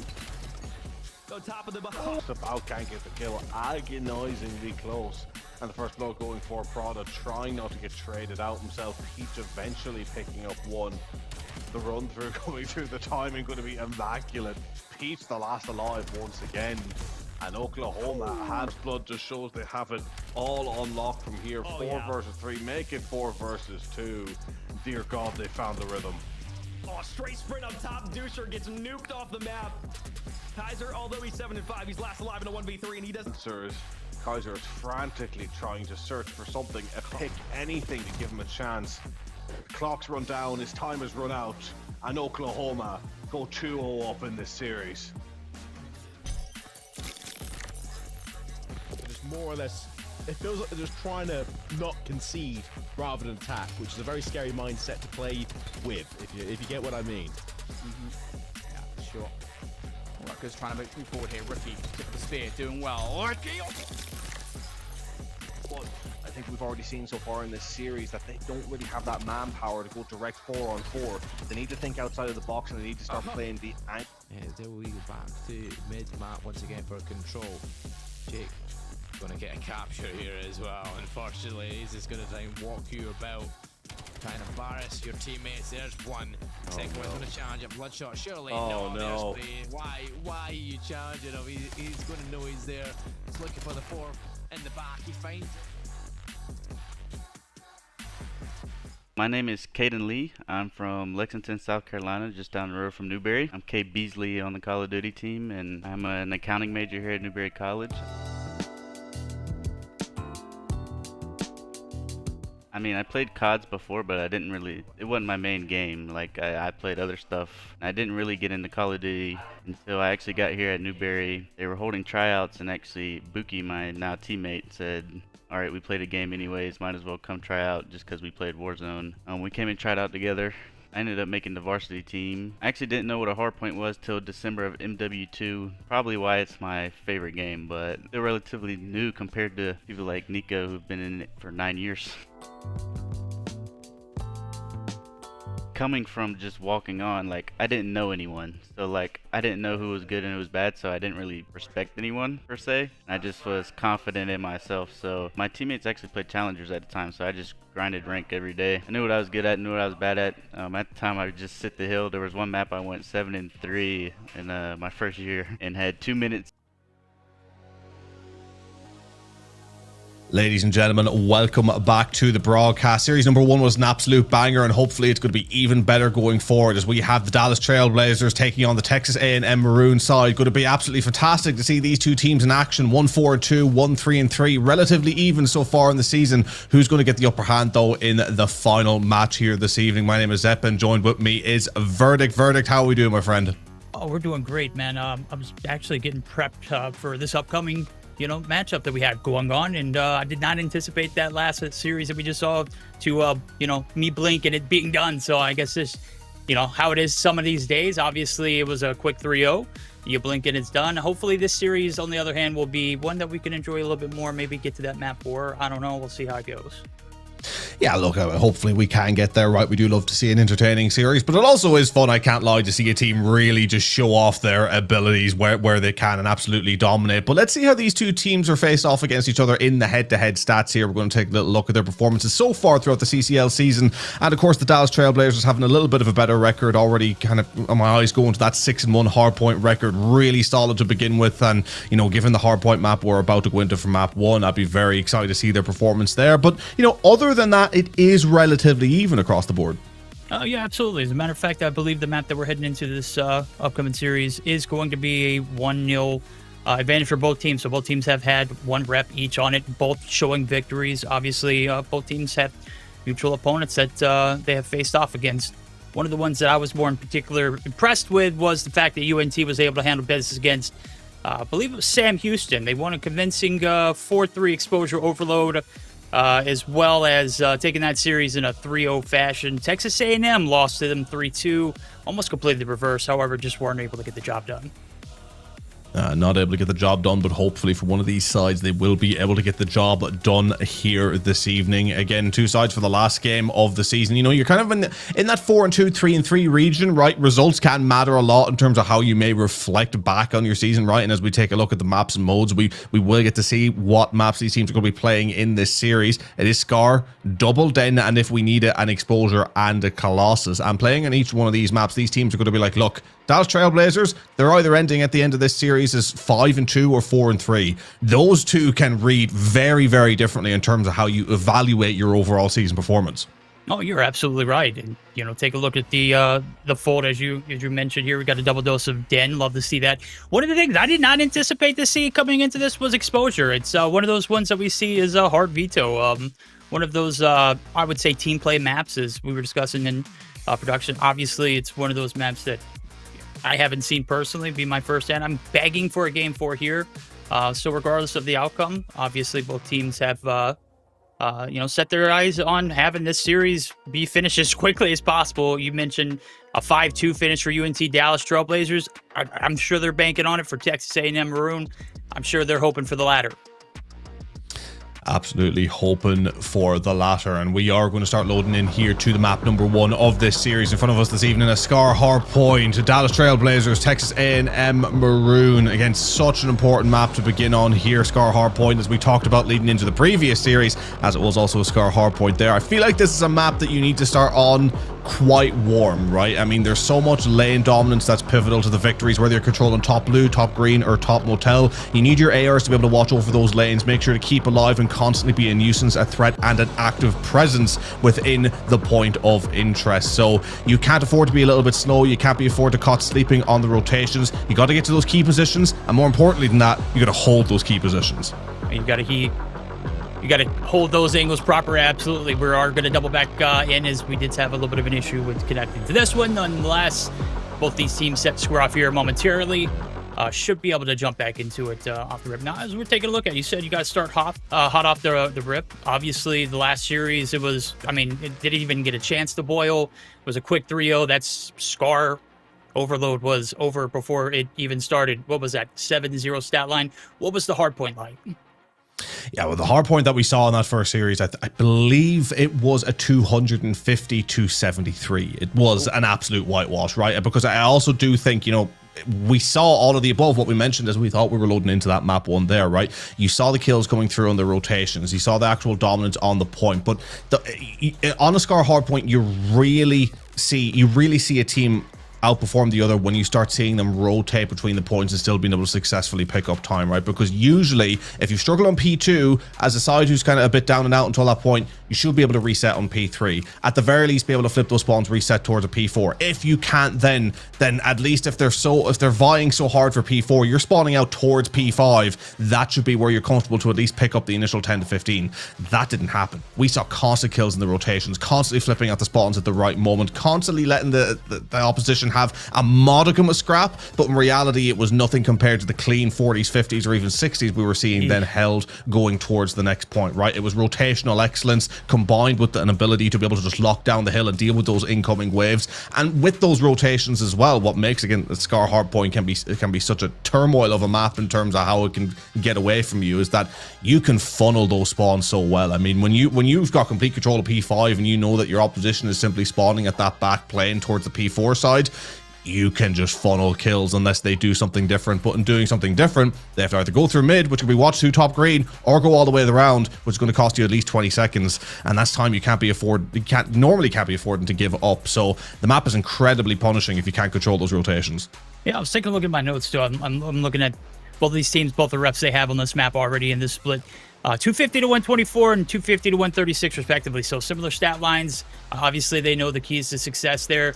But obviously, everybody has a plan, and everybody has a plan that you know, they set in place until they get punched in the mouth. So we'll see who gets punched in the mouth first. We'll see who is more resilient. We'll see who's going to be standing out on top as we're getting geared up for this game number 1. Series looking pretty solid though. I love the rotation as we do get another overhead view of that lovely Scar Hardpoint that we are so desperately vying to get in here. The keys to success here: get those early rotations. Obviously, when your gunfight's on that, and you know, if you're able to get those rotations and get scrapped, that's a little bit of that double dip, and we'll allow it here in this one too. So about to take off here in a moment. Final notes before we hop into it. You said last time around it was a quick one. Expectations for this one's going to be, I would say, neck and neck, right? Yeah, absolutely. I don't expect it to be as quick, right? But I mean, when you look at Dallas Trailblazers, for example, I mean, having a 6-1 hardpoint score, a team that is really confident in the hardpoint. So if there's any map that I expect them to feel confident on, it will be this one, and it is just going to be up to their opposition to upset them on that sentiment, shall we say? Okay, we'll see how it pans out on this sentiment. Game 1 going to be postponed, ladies and gentlemen. That is it. We're going to take a quick break to get everything in our acts together. We'll be right back on the other side of it.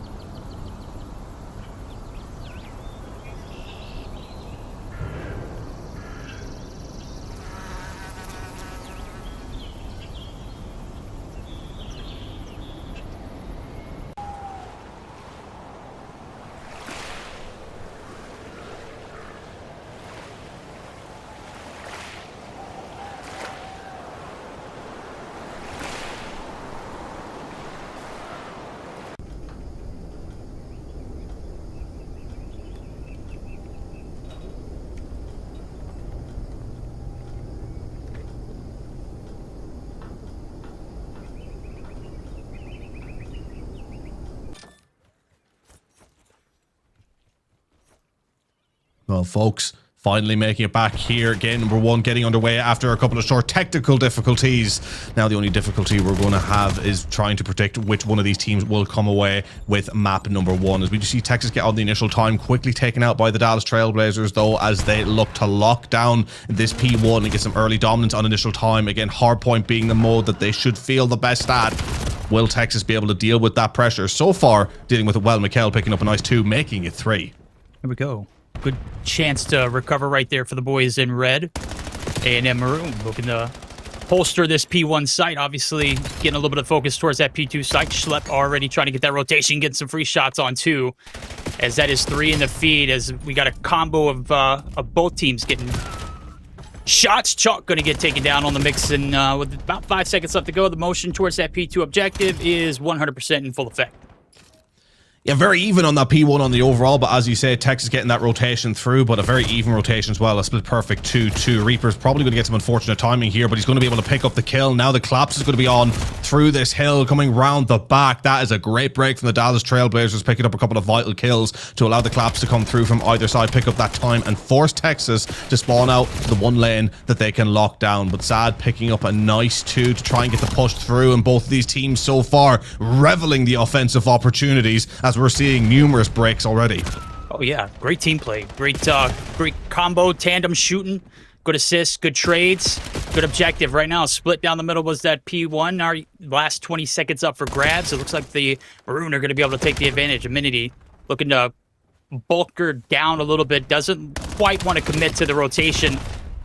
Instead, is going to go ahead and get the transition through. The trades are being made there as the P3 site is being made underneath the bottom side of this hangar. We'll see UNT Dallas with the advantage off the rip. I mean, look, there's been a great initial start for both of these sides, I feel, right? There's been such an even back and forth between. Texas going to be happy with the time they've accrued so far, but the rotation's coming through well for Dallas, who also have control of those P4 spawns, so if they can start chaining this time together, that would be great. But look at King on your minimap, folks. He is going through. He is going to make the chal to help keep that P3 lock, break through the P3, I should say, and is also going to be in a position to completely flip out these spawns now, which he does.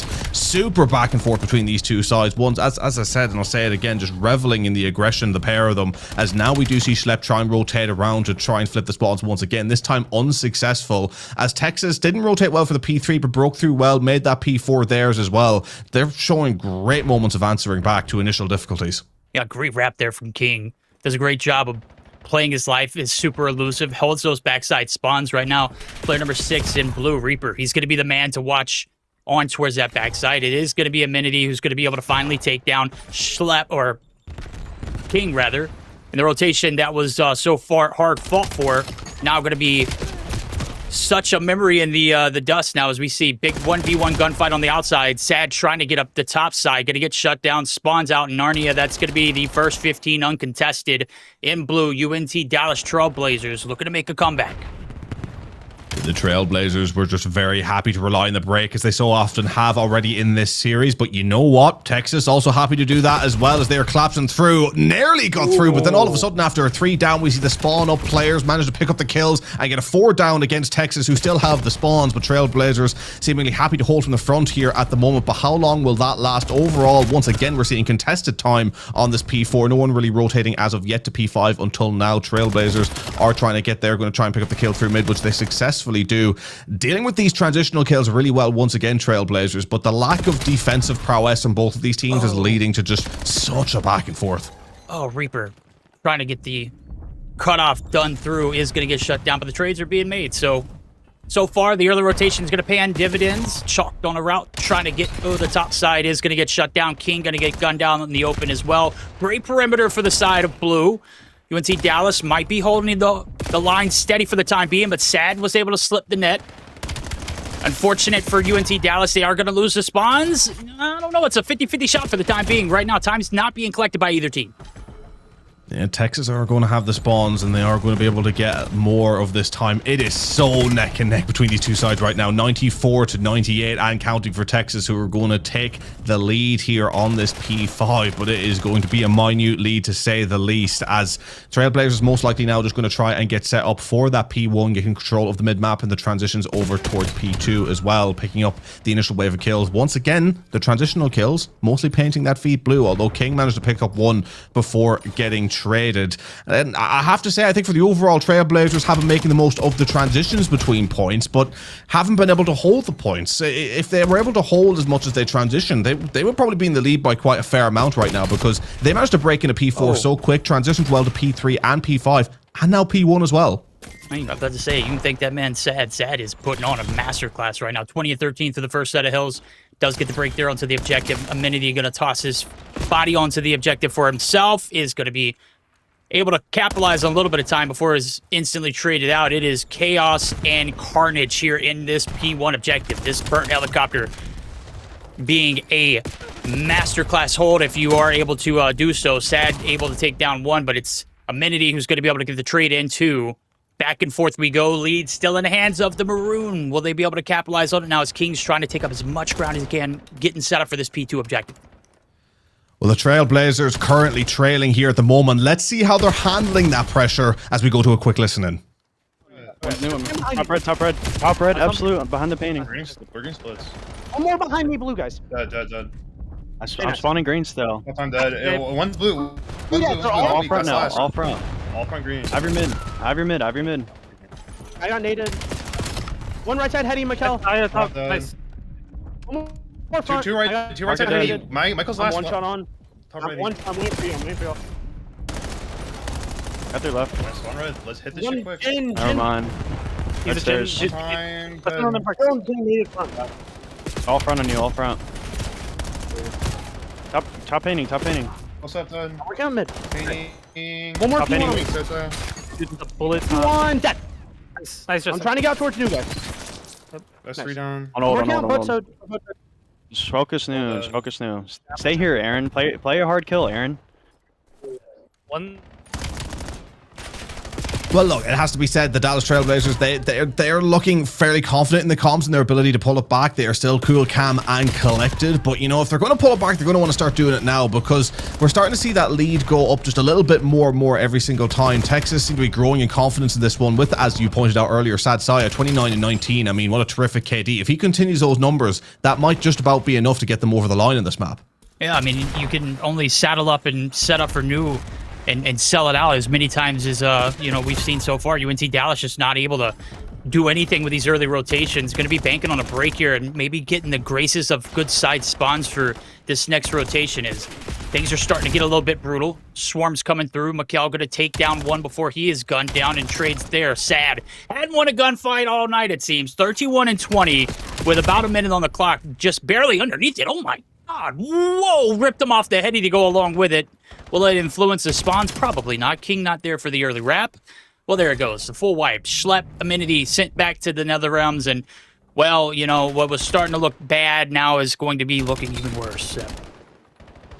Yeah, this Maroon side is really just starting to push on ahead. We're a little bit slow to showing what they could do, but now that they have the biggest lead that's been had so far in this map, and so far they do not look like slowing down, although the Trailblazers have done a great job here of pushing on into this time, and if they can hold just clean time on either P4 or P5, they're right back in this one, but we are seeing Sad Saya now on 36, well on his way to a 40 bomb, just being a level above the opposition, who have pretty good KDs across the board as well, but just having that player in Texas Maroon just go that slight step above, and that at this level, at a game that this tight, is going to be the difference maker, and is proving to be the difference maker here as we start to look to the P5 rotations, where it is Schlep who has successfully rotated, but I don't think he's aware that it is Sad Saya behind him, but that's a huge kill in the back for Schlep to guarantee P5 spawns. Oh, that's massive. Can he stay alive? No, Mikel, as soon as we switch over to his POV, spoils everything, solidifies his spawns. One player left standing up top. It's going to be Amity. Will he be able to play his life to the fullest now as the 1v1 ensues? The stuns come through. No, that's going to be it. The rotation going to be lost on that gunfight alone. And surely enough, it is going to be UNT Dallas Trailblazers trailing here in this one. And doesn't look like they're going to get the break. Whoa, hold the phones. We got a player number 6, Reaper. Gets a God spawn, and that might just get the break.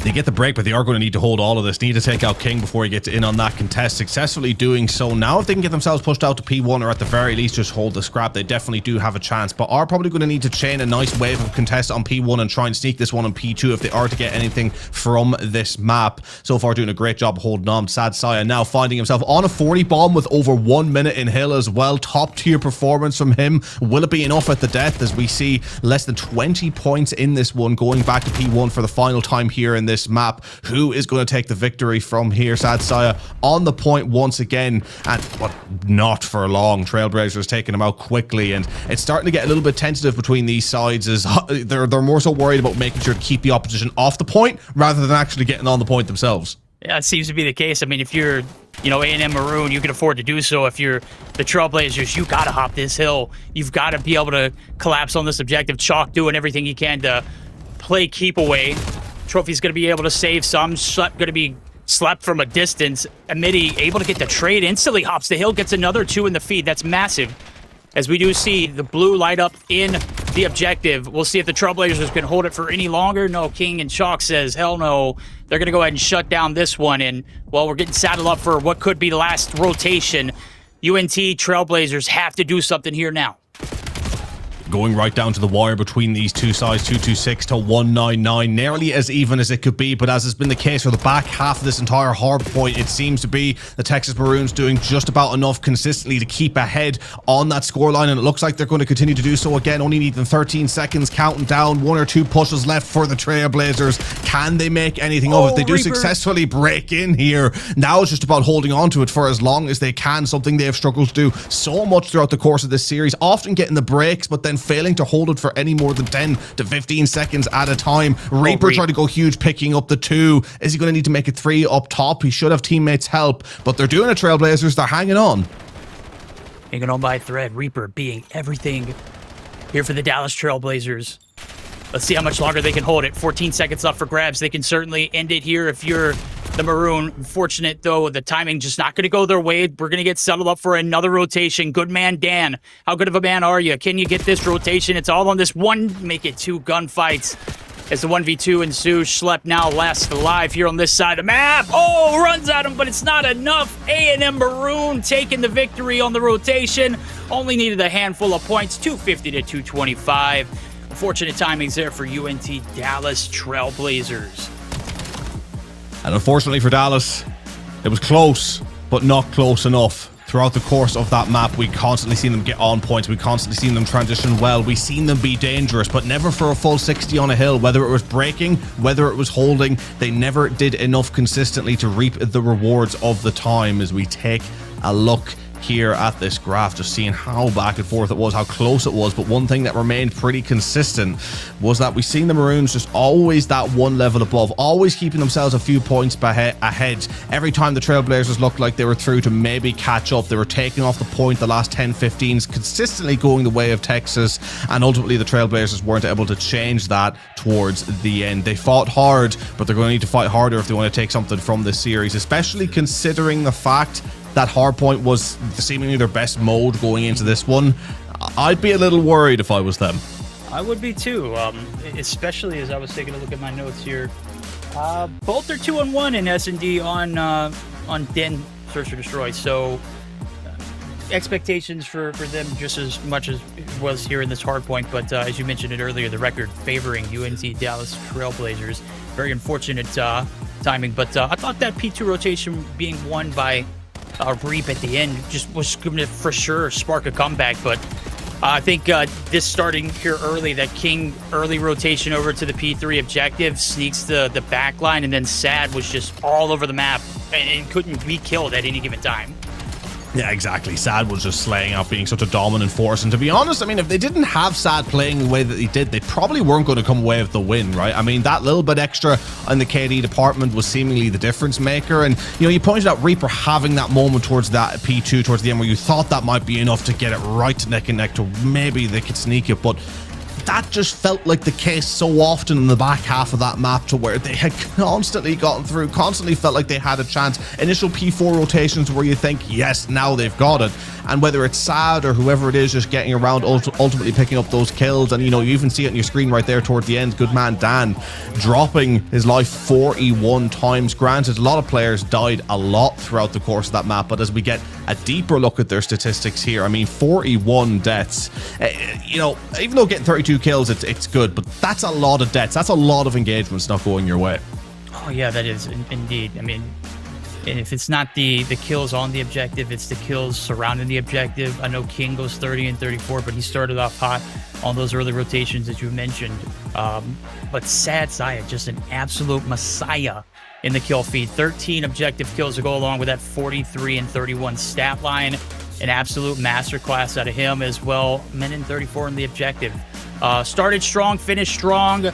A&M Maroon firing up the Jets here early, and you mentioned it. It's, you know, when we first started this series, who was going to be able to win those rotations? Sure, you're going to be able to get the early row, but are you going to be able to hold it? And sure enough, Trailblazers just not able to afford to do so.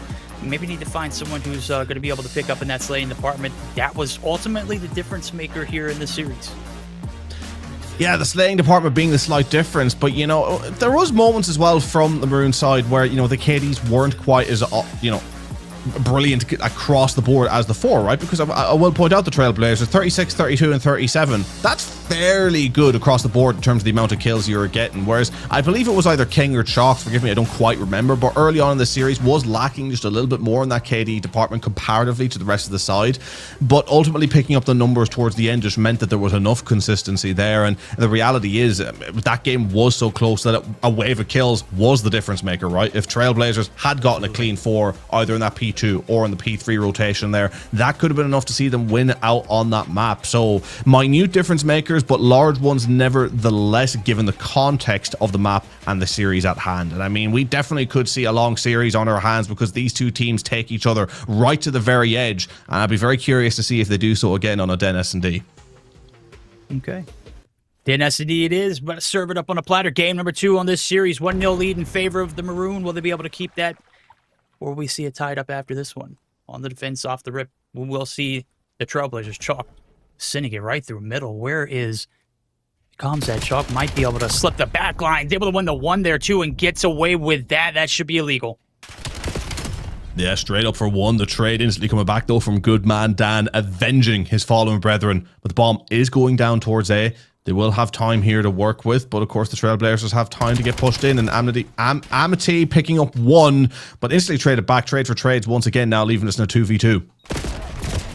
Amity not able to rip off the heady. Bomb's been planted. Can't stay alive, and that is going to be the Maroon taking round number 1. Big gunny 1 on the outskirts there. And a great opening objective. I mean, they started off aggressive. You send 1 right through the middle of the map. No one there to really reciprocate. And even when you do have someone in your face, you can't win the 1s. Top position to start off. The trade did come through for good man Dan. Ultimately, though, with that aggression, they were able to get the bomb plant to go along with it.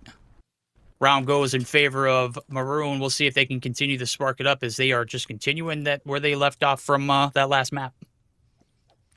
And getting a good offense to begin with as well. Often, there's many Call of Duty search and destroys nowadays. The offenses can be way harder to get going your way, but Mikkel picking up the 3 to begin with. Going to try and make it 4. Absolutely does with the boomstick. Taking 1 for the first blood. Trying to make it 2. Doesn't quite happen.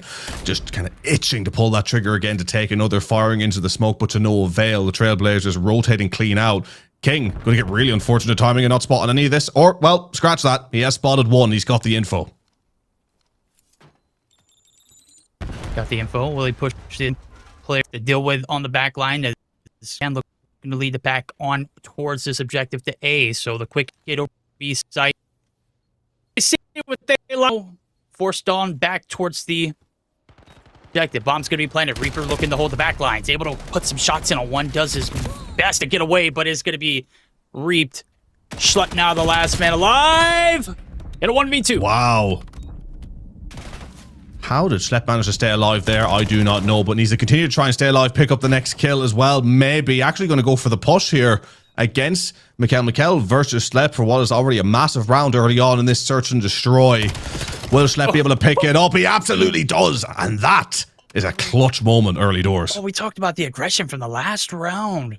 Maroon brought it this time. Schlepp wins the 1v2, clutches it up for the boys. We'll see. That final kill, Mikkel just going to be forced to push on through. Time was of the essence, and, well, gets played like a fiddle. Great retaliation out of the Trailblazers. We'll see. They make some micro adjustments here on the defense. You remember that first round? We saw the aggression through the middle of the map. We'll see if anybody's getting away with highway robbery here in round number 3. Both teams enjoying the aggression, enjoying being on the offense. Is that going to change up here? Mikkel getting sniped this time around. Amity getting the revenge. But again, another kill traded instantly out. Makes it a 3 versus 3. A little bit more of a standstill on the offense this time around, given the numbers have dropped ever so slightly. We are going to see King peeking out the mid as well. The timing going to be glorious to pick out good man Dan. Now the man advantage. Do they go for the plant? There goes the smoke. Plant looking like it's going to go down. Shot going to go ahead and do the duty. stuns and everything out at the ready there. Okay, Reaper gets caught. What? Was that a team nade? Yes, it was. Oh no, brother. Oh dear. That's really, really unfortunate. Going for the nade on the bomb check, but the communication is not quite there. The slide on through the check, the bomb, ultimately causing the death of his brother in arms. Not something that you want to have happen in a series as tightly contested as this, but nevertheless, the Maroons will be happy enough with that, taking the lead 2-1.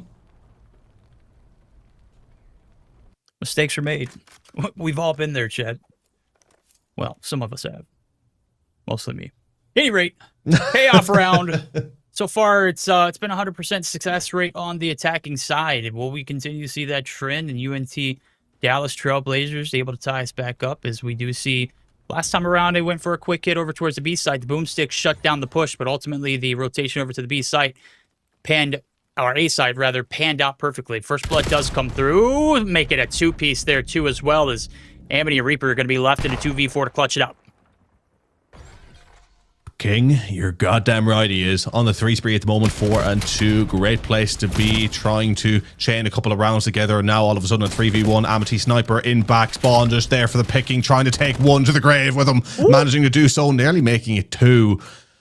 But I think Texas starting to play this one a little bit clever, just rotating out, realizing that, hey, we don't need to push. We don't need to put ourselves in the line of sight. We'll just sit and wait for you to move out, eventually needing to plant that bomb, and we'll pick you off then.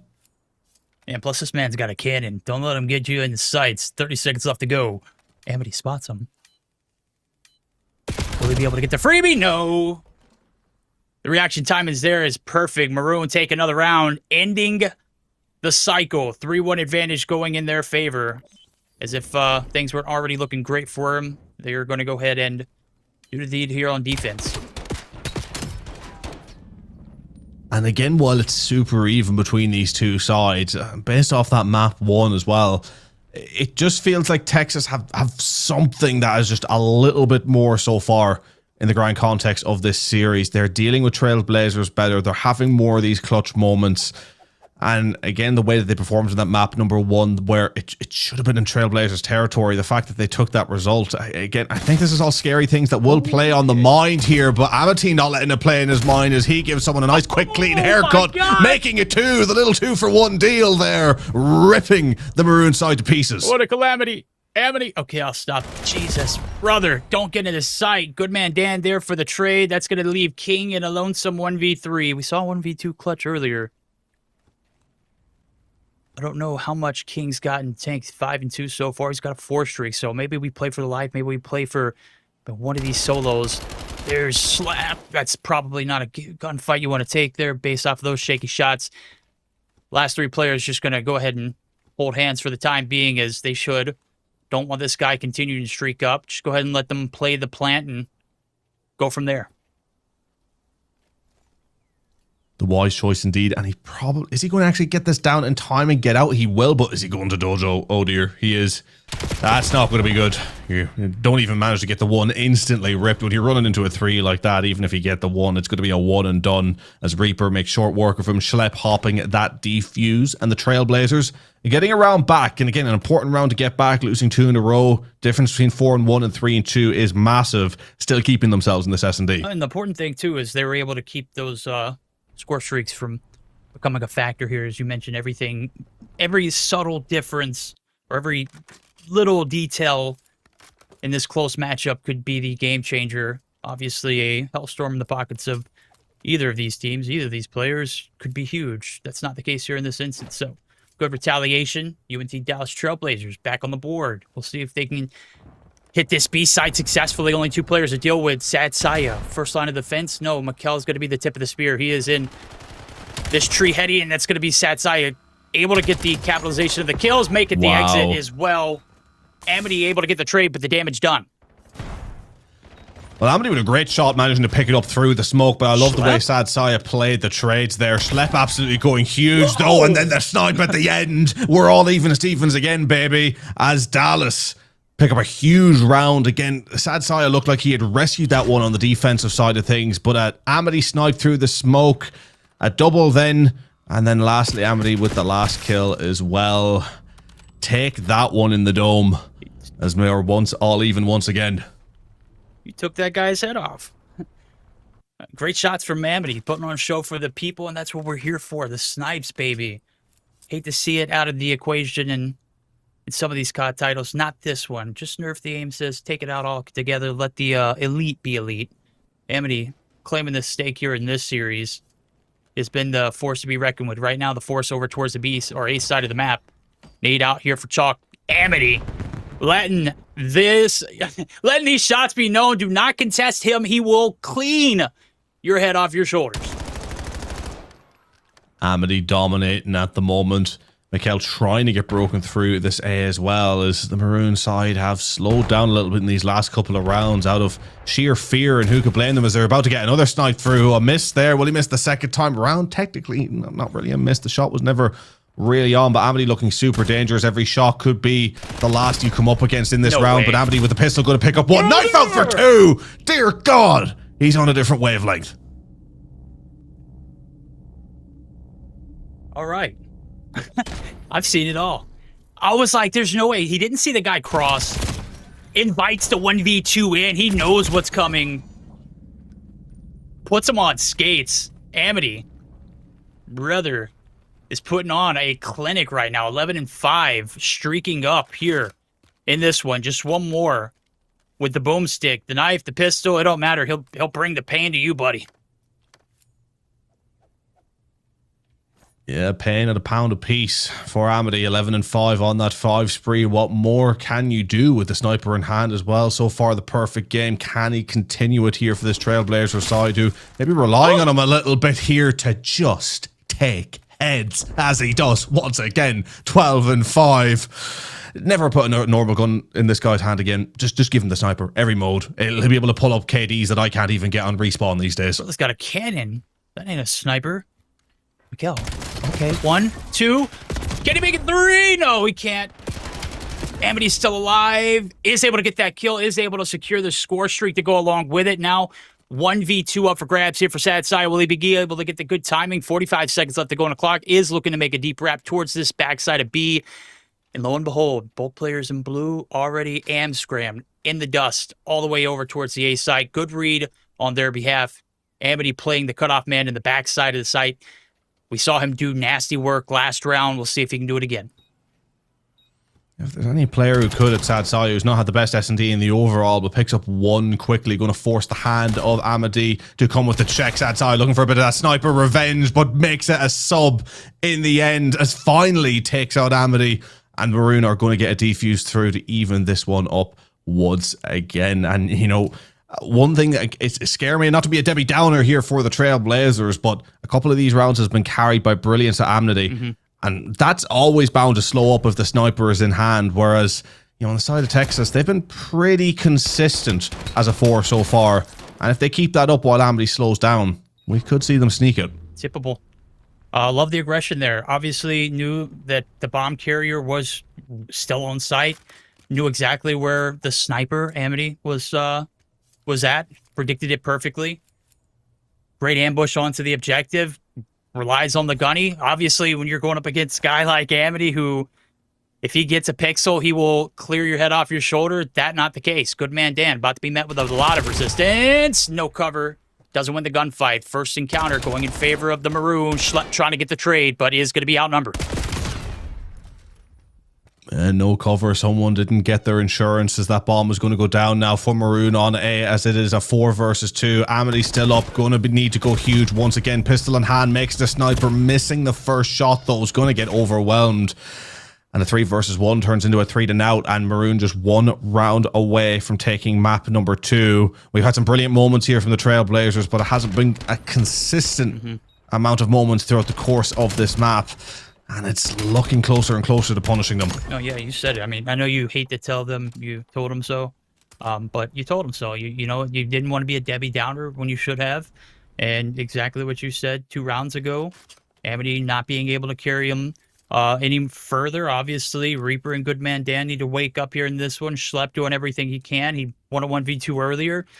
Gotta be able to find success outside of the sniper. And, well, Maroon have done everything they can to really mitigate the damage that has been causing them to lose a few of these rounds. Mikkel trying to get aggressive through the middle of the map. Is biting off a little more than he can chew. As soon as I say that, he eats a nade. And that's going to be 2 down. The blue starting to streak there. Amity's going to go ahead and bring the Hell Missile. The Hellstorm. The Hellstorm going through the back, not getting any hits. Not really the round to burn it when you're 4-2 up and you are trying to play for a round 11. But of course, to each their own. What would I know? I'm just a humble caster. If I was good enough, I'd be playing instead of talking over people far better than me playing. But the bomb down so far, pretty easy defense. Maroon going to rotate through Dojo's side to try and get something on this break, but it is looking ever more likely that we will find ourselves at a round 11 unless they can go huge right here and now. The trade's in 1 versus 3. Schlepp going to try and get the job done here, or at the very least run the clock down. Sad Saya, was that a hit marker in the end? A little bit unlucky, but we go to a round 11. Feels bad. Nonetheless, outcome 5-5, round 11. Here we go.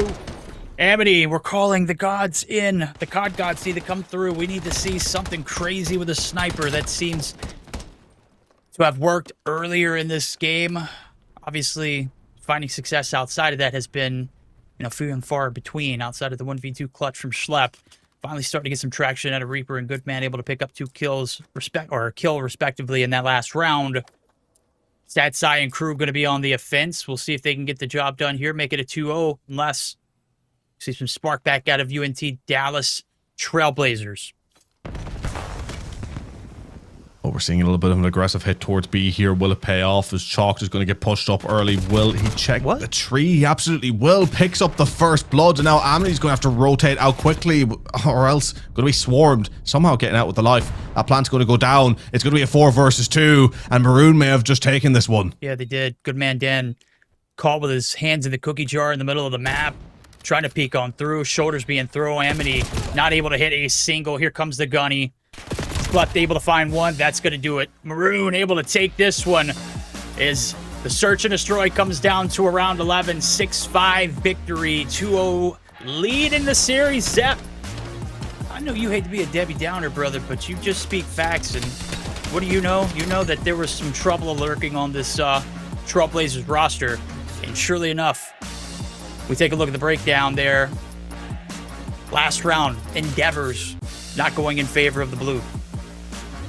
No, absolutely not. Again, kudos to taking it right towards the end, but I feel like the only reason it got right towards the end was the snipes we were seeing from Amity, right? And again, as I said, I didn't want to be a Debbie Downer. I don't often invite Debbie to these parties, right? Because this is a place for good time here on the CCL. And let's not bring Debbie around. She brings down the mood. But Debbie had something to say, and my God, it was a good thing we listened, because the Trailblazers just couldn't rely on that so often, right? Because again, even if you have a player that is absolutely slaying out and you wonder for how long you can rely on them, if that's with a sub or an AR, there's a certain level of guaranteed consistency there, right? But with Maroon, they recognized as soon as they got a little bit of a numbers advantage and they saw that sniper that they could either just avoid them completely or better yet just go for that push out, right? We often seen Amity pushed out on the back spawn whenever that A bomb was down. They were just pushing straight out, pushing out, not letting that second shot get off, and a couple of pistol kills would come through from Amity in that moment, but overall just getting swarmed with the rest of the Trailblazers not able to just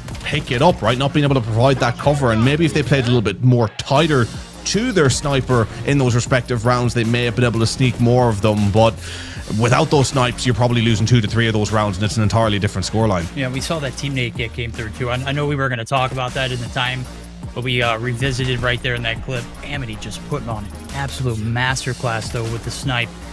But again, that teammate could have been the difference maker, obviously.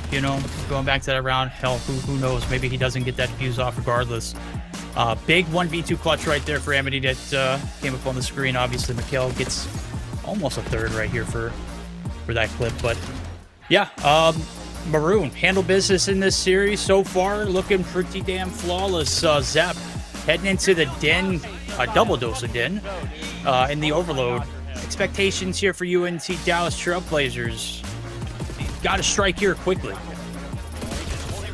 Yeah, I mean, you have no choice. It's go big or go home going into a map 3. But they are a side that will, I think, definitely set themselves up to get some overloads, right? I mean, again, they've shown moments Their players have had opportunities to where they've been absolutely been able to pop off. Amity here going 13 and 8, and Schlep 10 and 7 as well. Let's not sleep on Schlep, right? I mean, that was a very good performance. 1500 in the damage as well. 6 non-traded kills. I mean, look, also picking up a couple of assists.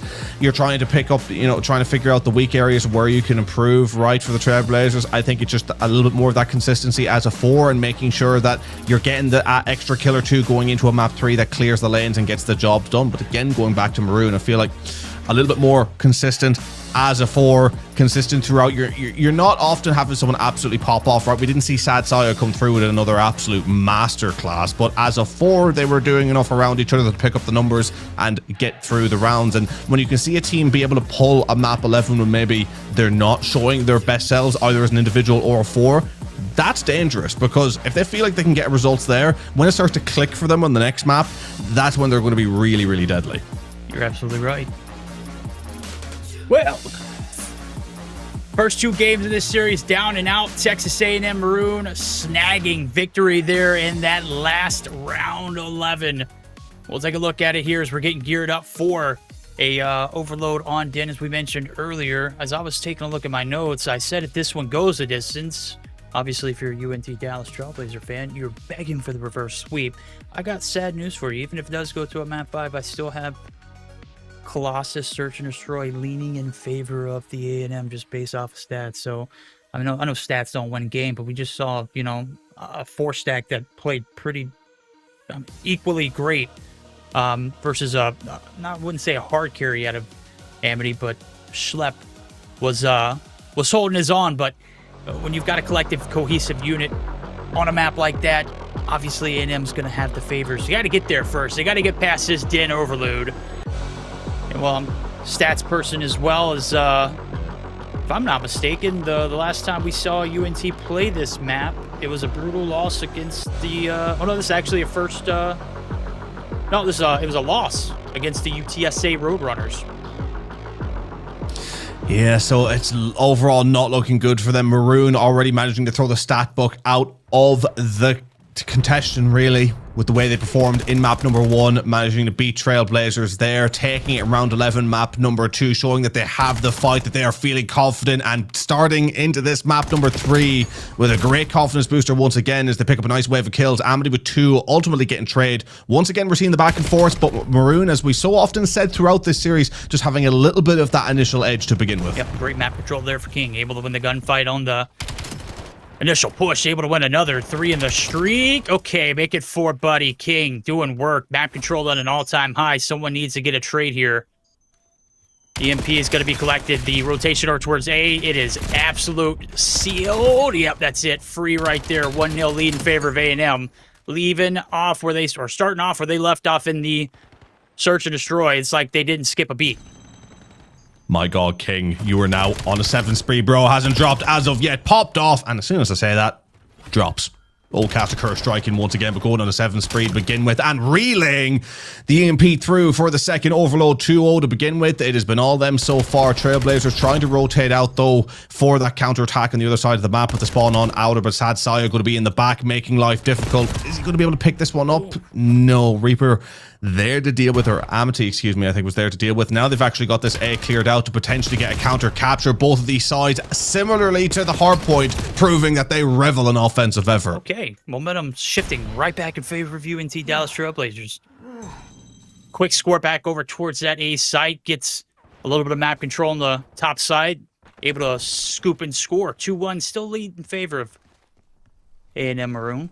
We'll see if they can get the job done here as the EMP will spawn in the middle of the map. Pick up for the boy, player number 3, Mikkel. As soon as he does, gets gunned down. Amity trying to streak up a few, is not able to win the gunfight at a distance. Bomb's going to be picked up for King, and it looks like they're just going to be able to get the rotation back towards that P2 loop.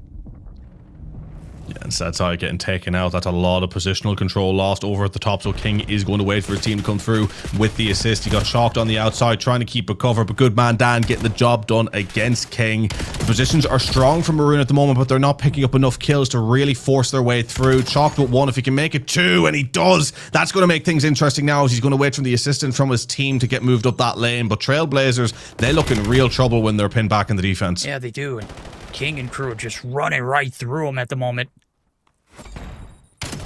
We'll see if they can get their wits about them. EMP is going to be collected. Looks like they're going to be going for a quick score over towards the B lane. Big 1v2 encounter. It's going to get shut down. EMP is going to be collected. And all momentum UNT Dallas Trailblazers had now going to be a faint memory. Chalked and crew looking to get things rolling towards this lane site. Going to get shut down instantly along with it. So back and forth we go. Still lead in favor of A&M. Yeah, you got to credit A&M for the way that they are playing right now so far, doing enough. Nearly got counter-attacked on after the EMP respawn, but managing to deal with it. And King once again picking up 2, 11 and 5, popping off and shocked. Right up there with them at the 11 and 7, but King still trying to slay out, ultimately getting traded out as Goodman Dan does enough. Not having a great beginning to this map, neither is Reaper, but if they can pull the numbers up, they are only 1 overload down, more than capable of pulling this one back, but they need to make a move up here. They are playing incredibly passive, and if a flood comes through here from Maroon, they could be in trouble, but maybe just trying to bait in the kill so that they can clear a path through the lane. Yeah, one's already slipped the back line there too. Chalked on a streak, looking to go ahead and wrap the rear. Is going to be sniffed out and dealt with. Comms going to be come through as that kill did happen in the main den. King now trying to get aggressive, able to find a 2-piece. That is going to be yet again Dallas Trailblazers dropping the ball as well as giving up a lot of map positioning. King now trying to all-out sprint, tip of the spear, not able to win the gunfight. Now it's all of the Sad Saya to get the trade. Yeah, that's going to do it. 3-1 lead, 42 seconds here in the first half. And again, the dodging and weaving with the EMP carrier, once they get towards that dojo, once they get towards the bookcase, it just always seems to be more than enough to keep themselves alive to just about slide through and get that EMP taken through. Amity trying to push through to clear a little bit of this lane, but the timing's so unfortunate. He drops out there, and it's looking like Maroon, if anything, are going to have one more chance to do something here. Chalk trying to push out the lane once again does drop, but I mean, there is such a stark KD disparity between these 4 now in this one, as we're seeing Maroon just go that little step above when controlling the lanes, when having that overall map presence. The Trailblazers once again finding the moments, but those moments have been ever more fleeting at the end of this half as they try to hold it for the overtime but have no inroads through this lane. Got to pass to King. No, it's not going to happen. Kill's going to come through. EMP is going to be dropped. Halftime is done. 3-1 lead in favor of the Maroon. Looking to get the clean sweep out.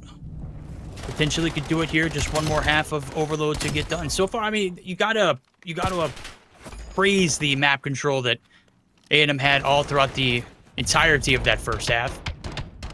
King 18 and 10 stat line to go along with it. 1,845 damage. Mans is putting on a clinic right now for his squad.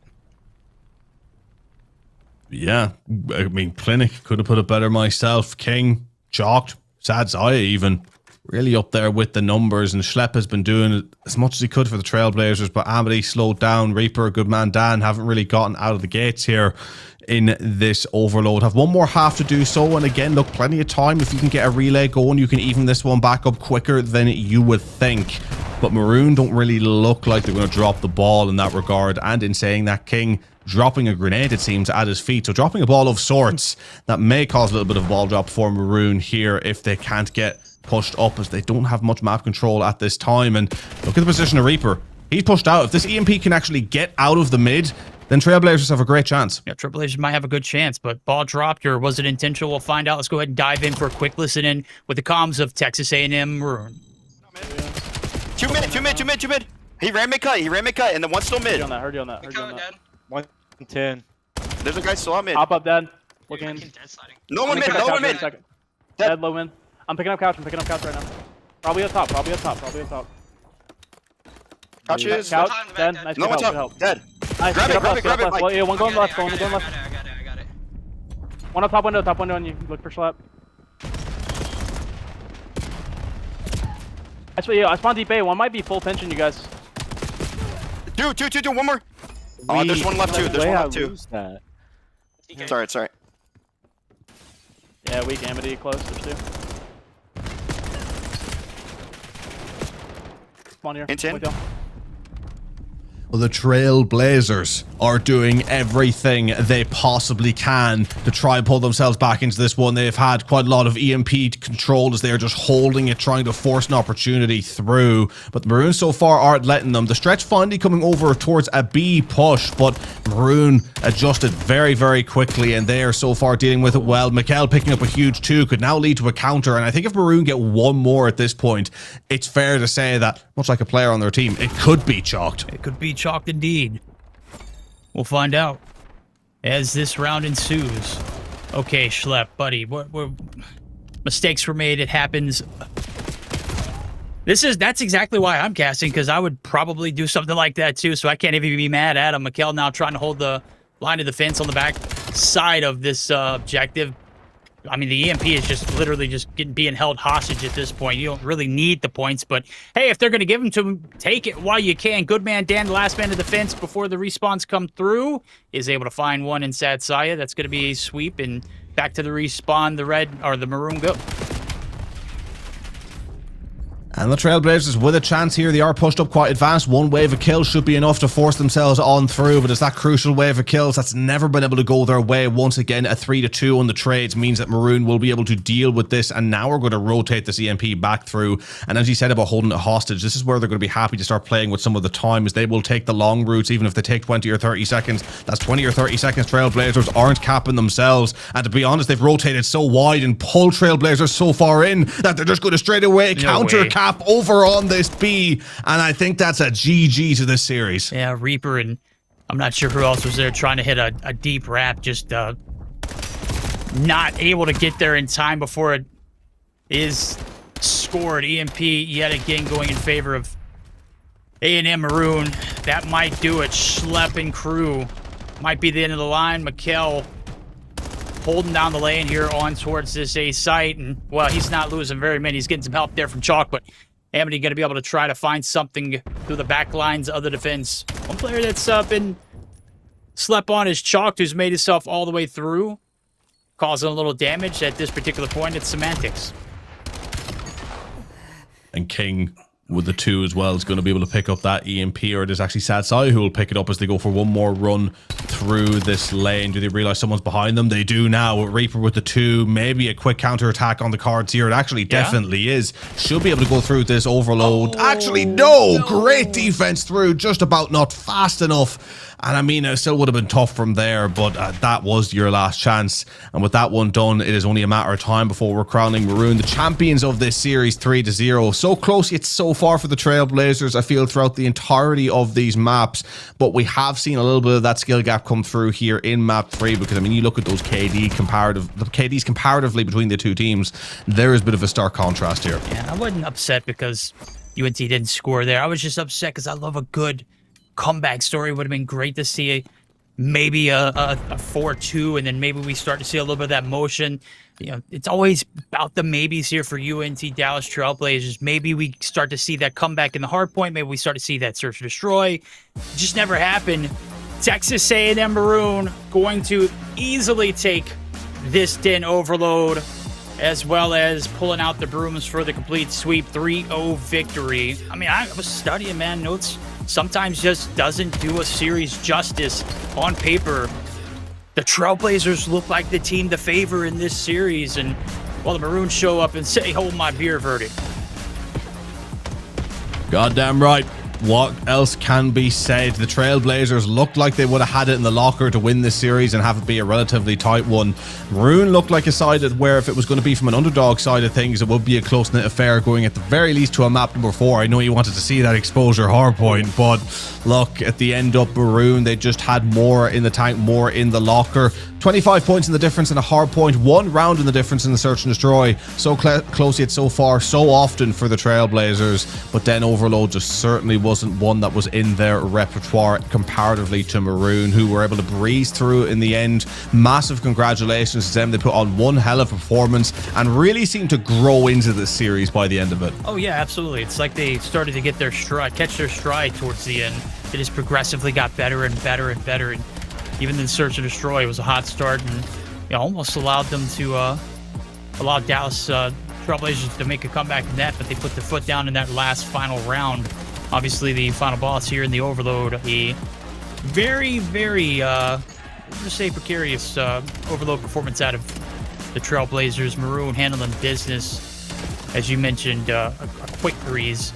And, I mean, that's basically what we've seen all night. I wouldn't say this one was as quick as that last series, but Zep, I know that you're feeling the 3-0 vibes here as you're across the pond, buddy. It's, quite late for you. I'm sure you were happy this one was over relatively quick.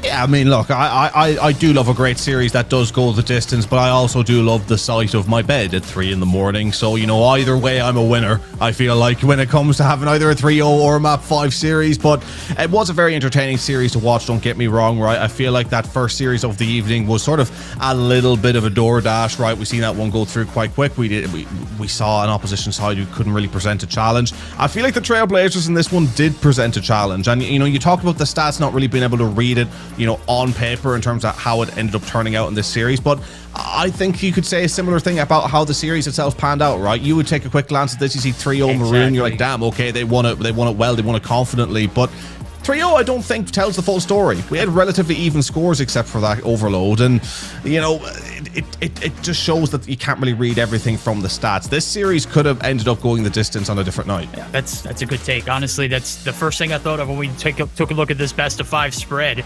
You see 3-0 in the books, and automatically you think, oh, this was a beatdown. No, if you were here to live it and feel it, you knew that the favor was in for the Maroon, as A&M really never had any kind of deficits to overcome there in the hard point. The Search and Destroy was a back and forth affair. It was clawing back and forth up into that final round when ultimately Amity wasn't able to, get all 4 kills. And that was the story of that Search and Destroy. Schlep with a big 1v2, but it needed a little bit more contribution out of the other two. Nonetheless, some VOD review on that map in particular. You take a look at the Den Overload too, and I don't know if you just skip that one or if you try to, nitpick at it as much as you can. On paper, that one is by far the worst of the series. Yeah, look, the worst of the series. They just didn't have it in the locker in the end of Trailblazers. Again, if there was any map in that one you felt towards looking back at it now with sort of hindsight, if there was always going to lose, I feel like it would have been that one. But it's one of those series, the more I think about it, the more I'm like, damn, I would have loved to have seen how an exposure hardpoint went. I would have loved to have seen how that map 5 went. I feel like this series, these two teams, I feel like have more to give against each other, mainly for the Trailblazers. We saw what Maroon could bring to the table, but I feel like if you gave Trailblazers off the back of the series a couple of days to prep and go again against Maroon, we would see improvements. We would see different styles of tackling things. We would see a little bit more consistency across the numbers. This is a really interesting series to where I would just love to see these two teams go head to head again. If I got to watch them just go right up against each other again, if this was some sort of series reset, bracket reset, I'd be all for it, because these two teams just put on one hell of a show. No, you're absolutely right. First 2 maps completely neck and neck.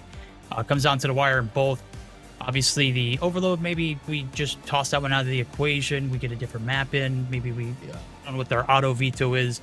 I'm sure whatever map they had on there comparatively could have been better. I'm not quite sure what that situation looks like, but I'm completely agreeing with you.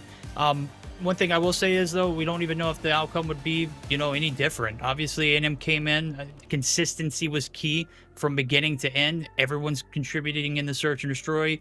It seemed like they had, a good head on their shoulders going into that Overload. You heard the comms, or Cool Common Collective. We heard somebody rage, and they were like, "Oh, it's okay, it's fine. I mean, there's a lot of cohesiveness in that. So the consistency out of the Maroon just seemed to prevail here in all 3 game modes. Absolutely. Well, the Dallas Trailblazers trailing throughout the course of this series, whereas Texas A&M Maroon painting the kill feed red more than one occasion to come through with a dominant 3-0 victory in the end. Up, congratulations to them for doing so. Commiserations to the Dallas Trailblazers, and ladies and gentlemen, that is where we're going to be leaving it tonight here for the CCL week number 4 done and dusted. Super excited to come back for week 5, where we really start to see ourselves getting towards the business end of the CCL, and where we really start to see truly every result matter. It's been an absolute pleasure to cast this alongside yourself tonight, Verdict, and also alongside Mark, who joined us earlier for the first series. Been a pleasure to bring it to you, a pleasure to be on board with the CCL, where, you know, as I think you'd agree, Verdict, we truly do have the pleasure of working with such a terrific team here. They put on one hell of a show, and really excited to come back to do more later on in the season. But that is going to be it from us here this evening. Thank you very much once again for watching, and we'll see you in the next one.